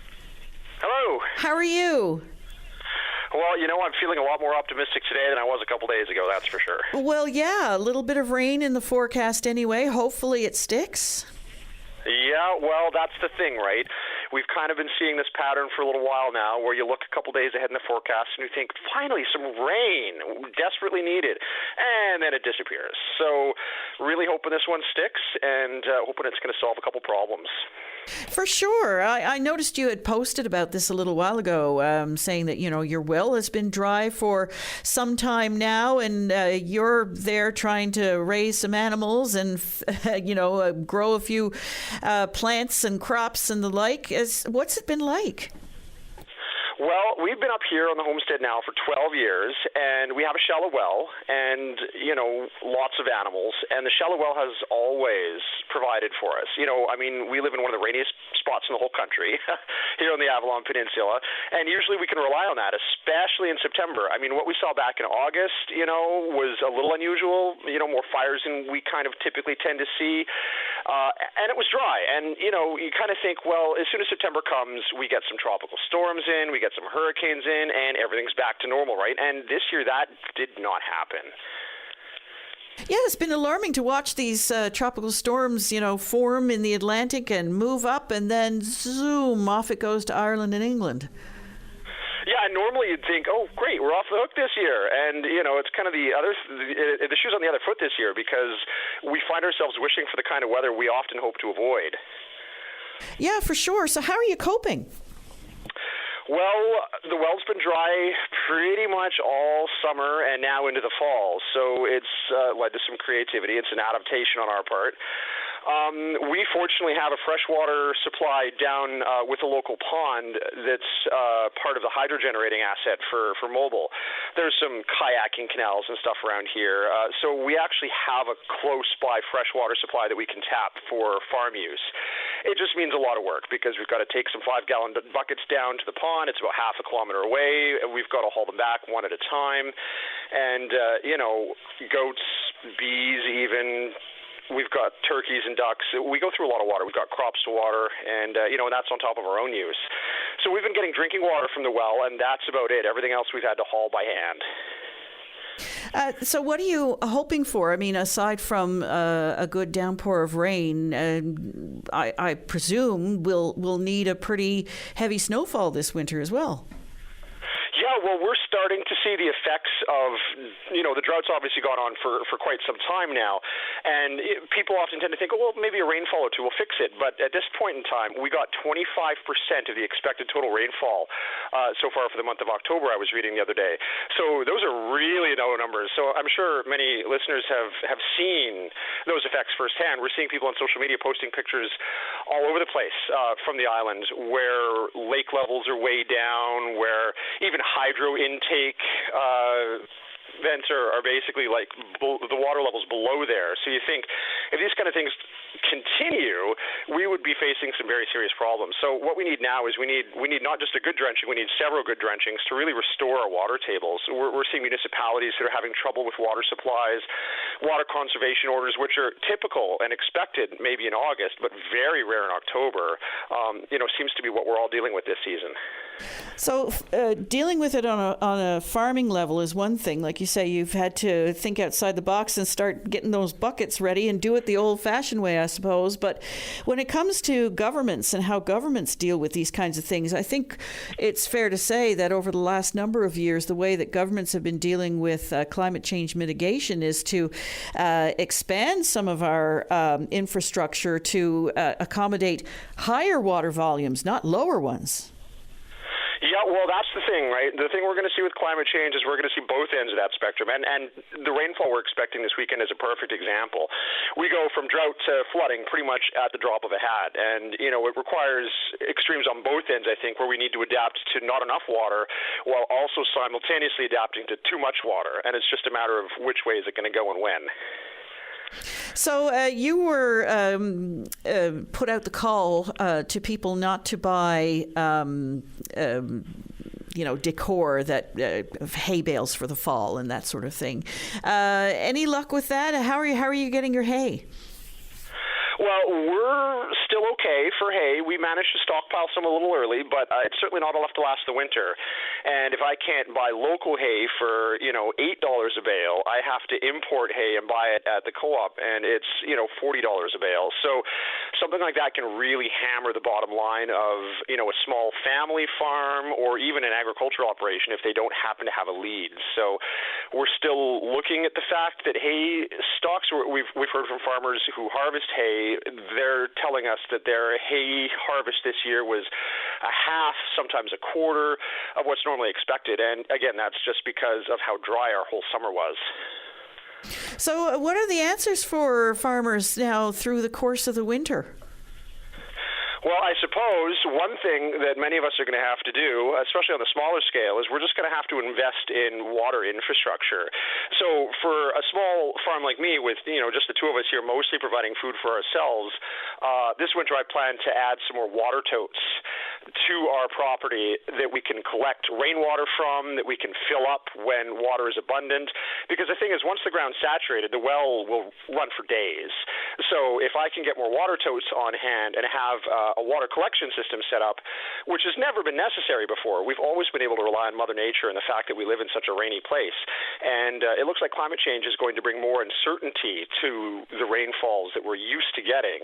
And I think we're all going to have to be more creative with how we conserve water. We're going to have to be more creative with how we use water, and we're going to have to be more efficient. Like, well, heck, this season I found myself taking our bath water after we've had a bath in the tub and saving it and putting it back into buckets and taking it down and watering my asparagus with it, because if not, I have to spend another hour taking trips down to the pond to haul water by hand. So we've found ourselves just being more efficient with water use and just reusing water that you just would have let go down the drain, because water here is such a plentiful asset sometimes a year that you just don't even think about it. Well, indeed, it's a stark contrast, isn't it? Because I can recall doing an interview with a firefighter who was called to deal with some of those devastating fires in Australia a couple of years ago. And he was telling me how stark it was for him to know how Australians are so vigilant about water use and holding onto their water and making sure that they're not wasting water. And he said, for a Newfoundlander, that's just like, wow, this is so wild, and yet we're talking about it now. Yeah, and it's come up really quick, and that's the thing that's really, I think, surprised a lot of us, is just that it's turned almost on a dime. And the real question is, what's going to happen? Like, is this a real anomaly, what's happened this past season, where the drought stretches way into mid-October, or is this part of the new normal? Is it going to be 1 year before I face this again, or is it going to be 15? And I think that level of uncertainty is kind of, just adding to the anxiety that some of us feel, because you don't know if this is a new normal or if this is just a freak occurrence. And it's something that governments have to deal with, because farmers are a big part of this province's economy and feeding us. And we're talking more and more about food security, and now it's food insecurity. And it's something that governments are going to have to deal with going forward, and finding ways and policies to deal with these things as well. Yep, and I think it's also really important to not forget about some of our rural communities too, because I'm a farmer and I grow food for myself and for people in my community, but we were also hearing of people up here that have been living up here for 50 years, since the 1980s or earlier, and their wells are dry too, and where I'm a relatively young man, I can still haul water all day long if I have to. I have a couple neighbors that are into their 70s or 80s that have actually had to move back into St. John's to stay with family or friends for the duration of this, because their wells are dry. And what do? I mean, you all need water every day, and if it doesn't come out of the tap, what do you do about it? So I hope that there's a role for government to maybe just do what happened with Bell Island when Bell Island has water drinking issues, where maybe they look at developing some sort of relief or some sort of water program where people can reach out when they're out of water and find a safe source of drinking water and get it to their house. That's an excellent point, because I do know of some seniors myself who ran out of water back in June, haven't had any since. And if not for the good nature of their neighbors, they'd be in a real difficult situation. Like you say, they'd have to leave. Yep, and we've been really blessed because we have a local friend who has a trailer and some extra totes. So at one point in time when we were out of water, he just showed up with 2,000 liters of fresh water and gave us a fill-up, which lasted over a month. And, the great thing about Newfoundlanders is that we can often rely on our family and friends and neighbors to help us. But, not everybody has that luxury. And some people don't have, someone within their network that has that could just show up with 2,000 liters of water. And I really think it's important that we don't forget about those people and that the government really kind of has an eye towards saying, hey, we can help. Steve McBride, appreciate your take on all of this. Thank you so much. Thank you for having me on. Let's all do our rain dance. Waiting for it anxiously. Absolutely. Thank you so much. All right. Take care. Bye-bye. We're going to take a short break. When we come back, we hope to speak with you. Linda Swain in for Patty Daly. We're going now to Sheila Beckett. Hello, Sheila. Hi, Linda. How are you? Oh, I'm fine, thank you. I just have a quick thing for you to do for me. I want to announce about a sale that we're having at our church. Okay. And we're a bit late getting it out this year, but anyway, I'm sure it's no better place to announce it than our open line. It's from St. James United Church, 330 Elizabeth Avenue, and we're having a harvest tea and a bake stall, and it's been held in the auditorium on Saturday, November the 8th. Time is 2 to 4 p.m. and the cost is $10. So come and have a cup of tea with us. It sounds lovely. A harvest tea and bake sale on November the 8th, $10 to get in and enjoy some yummy stuff. And there'll be other things going on too, like there's tickets on a basket and etc., right? But it'll be a fun time for sure. It's been going on for over 50 years. Wonderful. Well, Sheila, good luck with it. That's a harvest tea and bake sale at St. James United Church. Saturday, you said, November the 8th? Yes, that's right. November the 8th. And what time? 2 to 4 p.m. in the afternoon. 2 to 4 p.m. Wonderful. Good luck with it. Well, thank you very much. All right, thank you. Have a great day. You too. Bye-bye. Bye-bye. We're going to go now to, there was a call that was there and it's gone now. Elvis Lovelace at the MHA for Fortune Bay, Cape Lahoud. Hello, Elvis. Good morning, Linda. How are you this morning? I'm good. How are you? Oh, I'm good. We still got summer, almost like early fall weather into October, so it's nice to take advantage of that for sure. Yeah, absolutely. Congratulations, by the way, on your win in the district. I know it's not exactly what you were hoping for. Yeah, no, for sure. But it's part of the process when you go into the game of politics. It's some win, some lose. But I always say that anyone who puts their name forward in politics is a winner because you hear people's voices and concern. But there's a government and there's opposition as well. So. But I want to begin, Linda, by thanking obviously the supporters of Fortune Bay, Cape Lahoud, and even those that didn't vote for you. They're constituents, and I will work as hard for them as anybody. You treat them all equal, and the new government. The respectful and honourable thing to do is congratulate them, and I do. Wakeham and his government,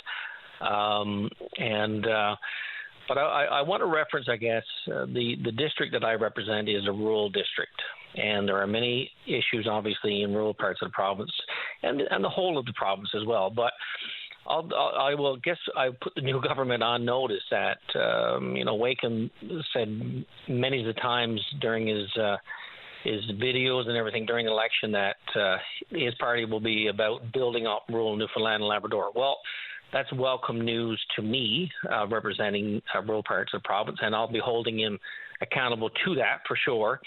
And Linda, in my district, we have a few major things to do as well, and because we announced an extension on the Harbour Breton Hospital, which will see 10 new beds, and that will address acute care, which is very, very important, and the beds itself, and that also will house a family care clinic. So those are very important to the coast, not just to the town of Harbour Breton, but to the region and stuff. And on the other thing, Linda, is the marine protected areas. There's a lot of talk around that. We had a plan for that.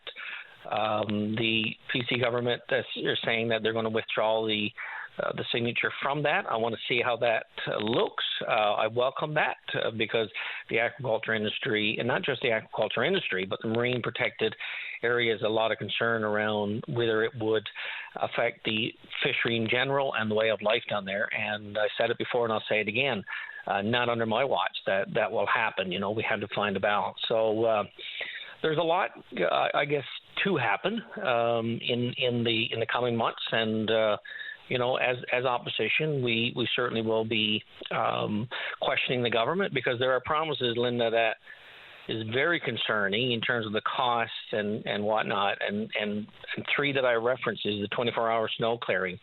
What's the additional cost? And is there additional staff that's required for that? And 4 new ferries to be built. Well, there's no mention of the South Coast ferry system, none at all. So what does all that mean? And cellular service. These are promises that have large price tags, and can they be done? But out of respect, we definitely will give them an opportunity to do what they need to do.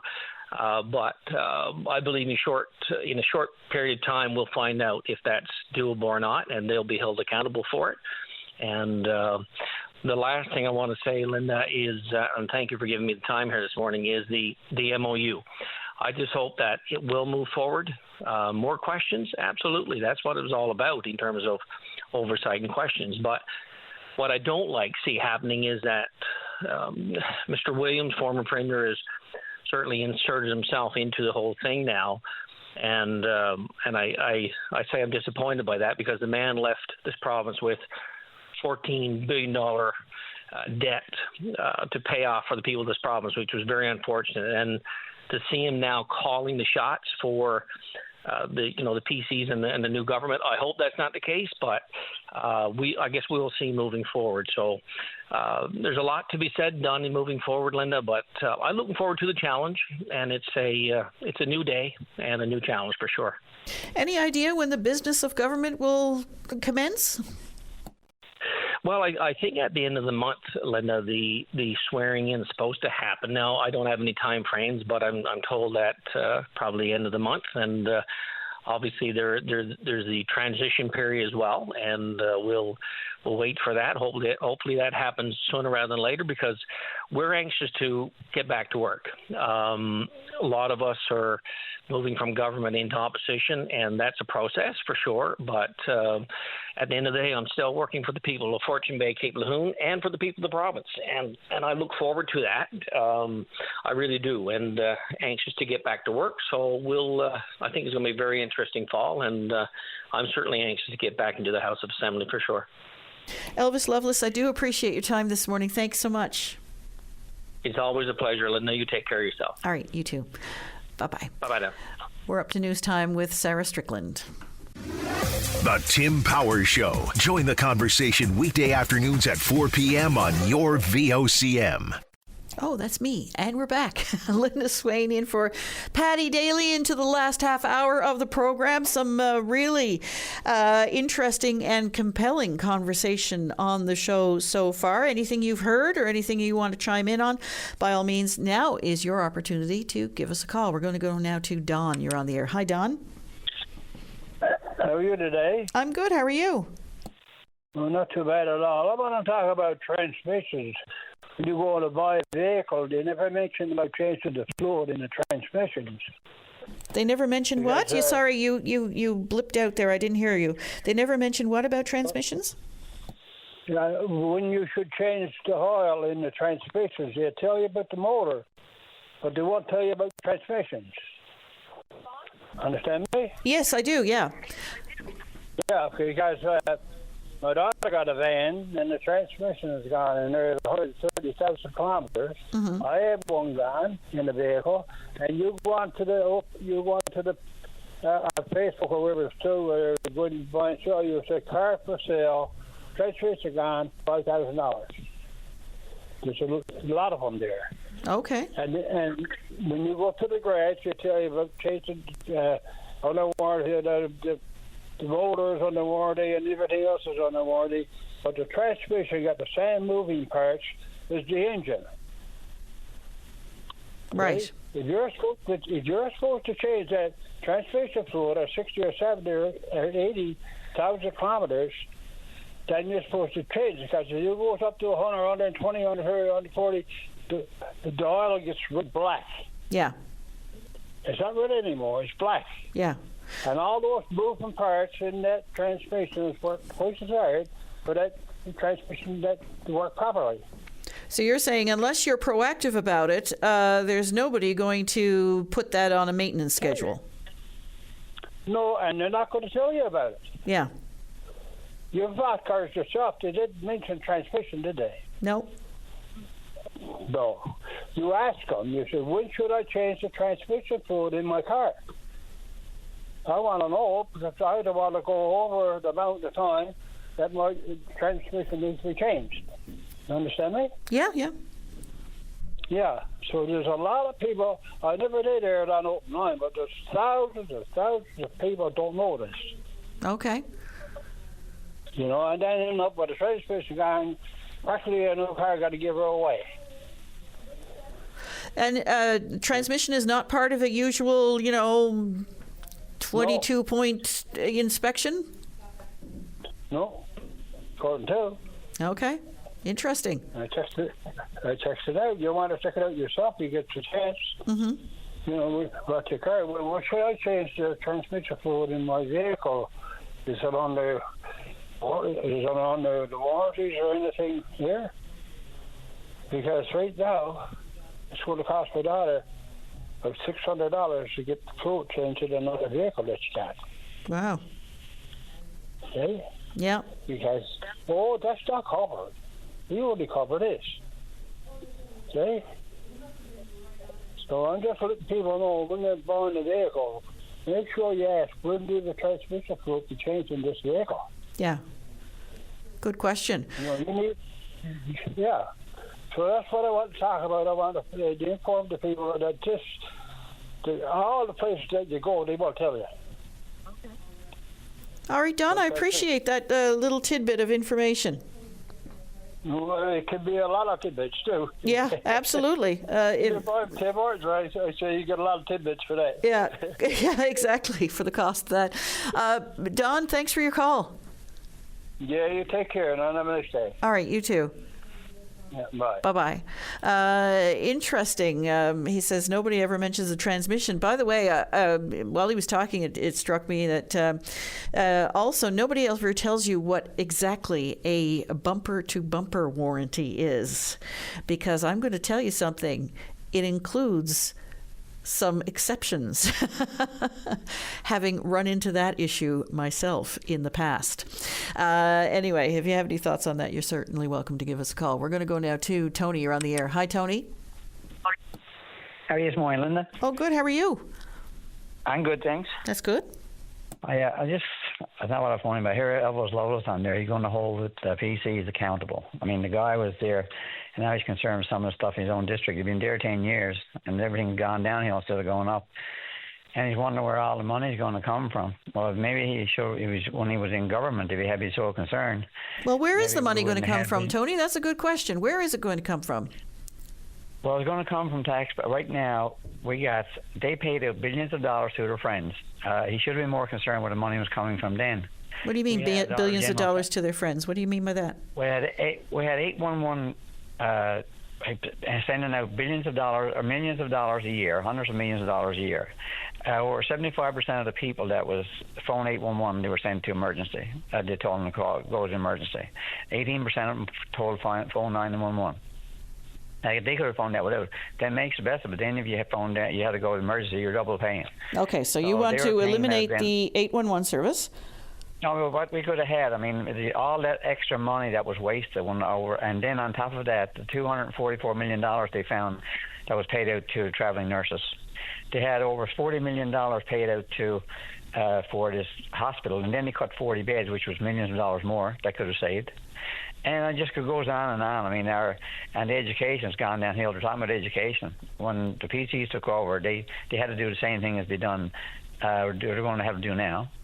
They're going to have to bring down the class size. When they were there before, it was 32 kids in a classroom. They brought it down to 18 to 24. Then and they had classrooms for special needs kids. They had special teachers in there. They took all that away. The kids were put down in the back of the room and seen and not heard. Any special one, and classrooms that they had where you go in and take tests and that for their exams, they had took all that away. They ruined education and healthcare. What they done in healthcare? They reversed everything. I mean, you got the same thing. They found millions of dollars going from department to department and no accountability for it. I mean, all this money that was going out, if they had to pay more of attention to what was going out, you wouldn't have to worry about what money was coming from. They laid off, I mean, half the businesses closed down here in the province. They laid off everybody. The doctors left because they were treating them like crap. They couldn't get a deal. They wouldn't make a deal with doctors. After 4 years, they signed the doctors and give them a contract and said, you either take it or leave it. We had doctors graduate, wouldn't even get an offer.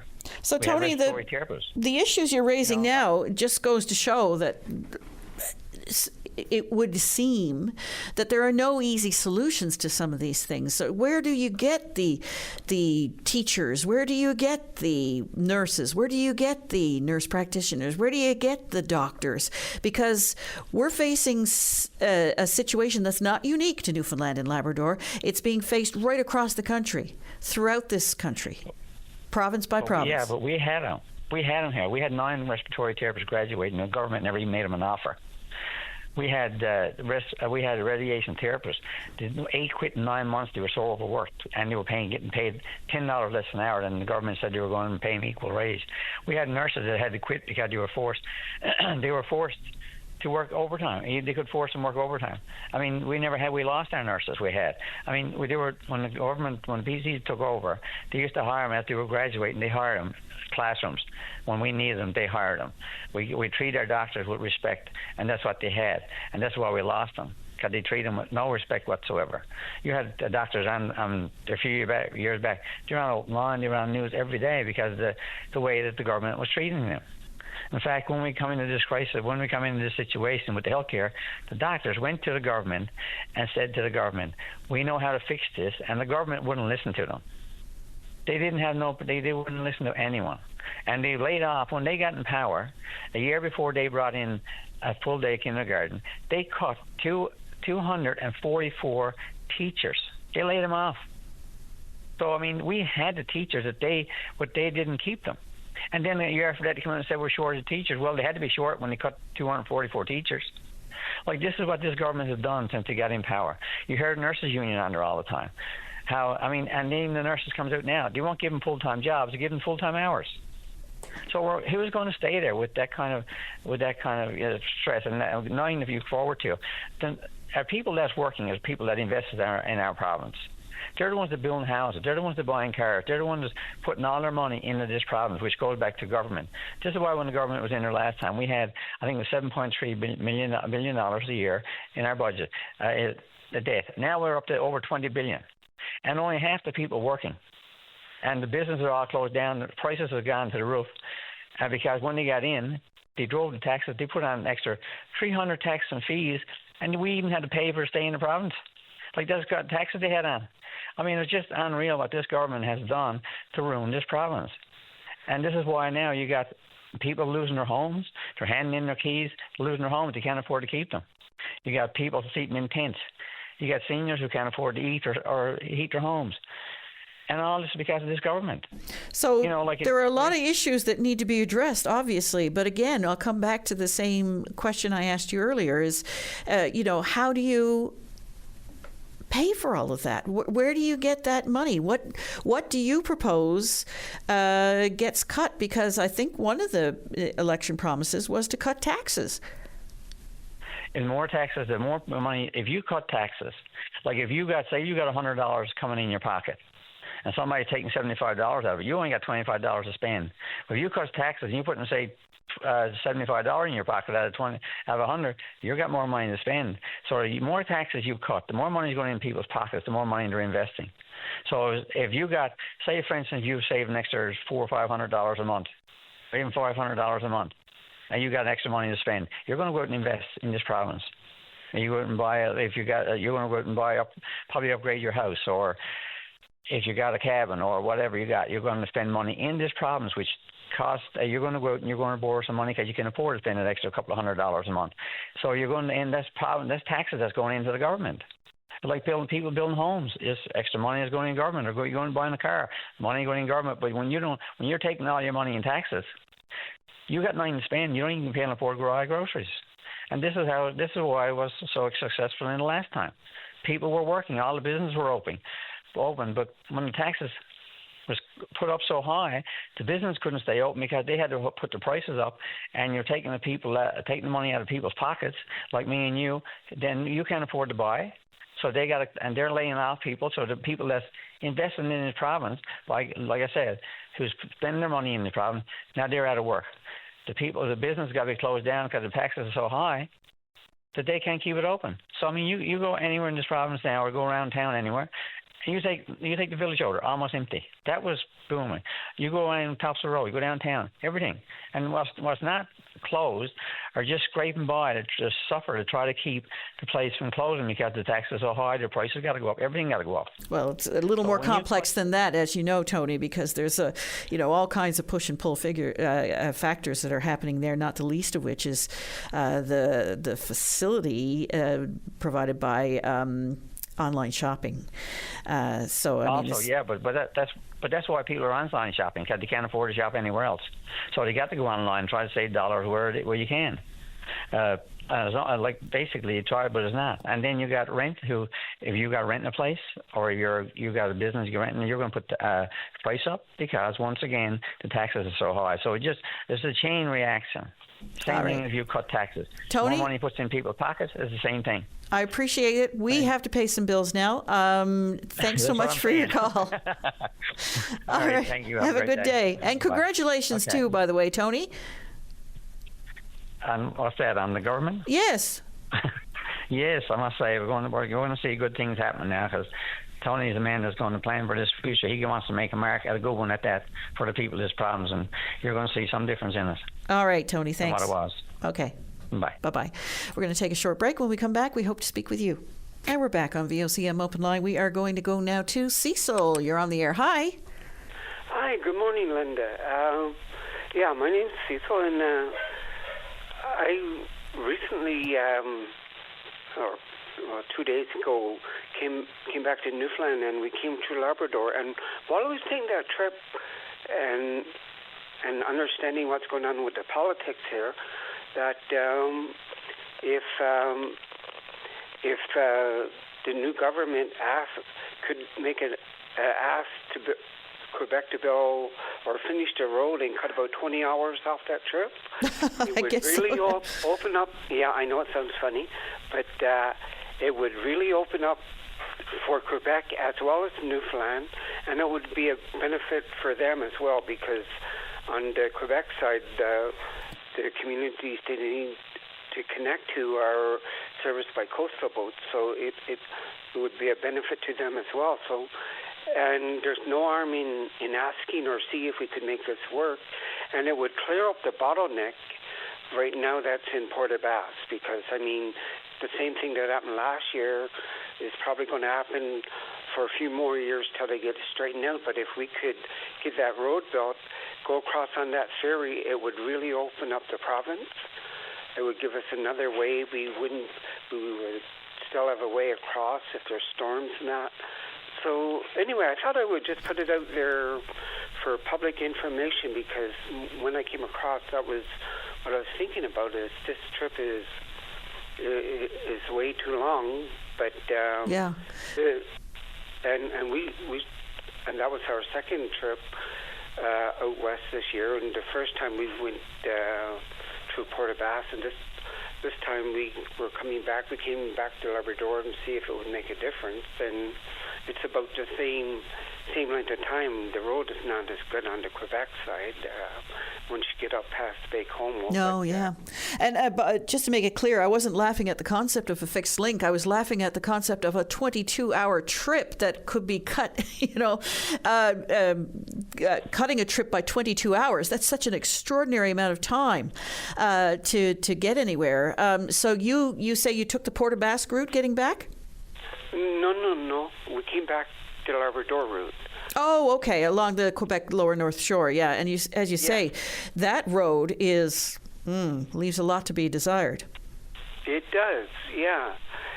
But it wouldn't, and Quebec wants the things as well, so it would be a mutual benefit thing, and they could ask for that.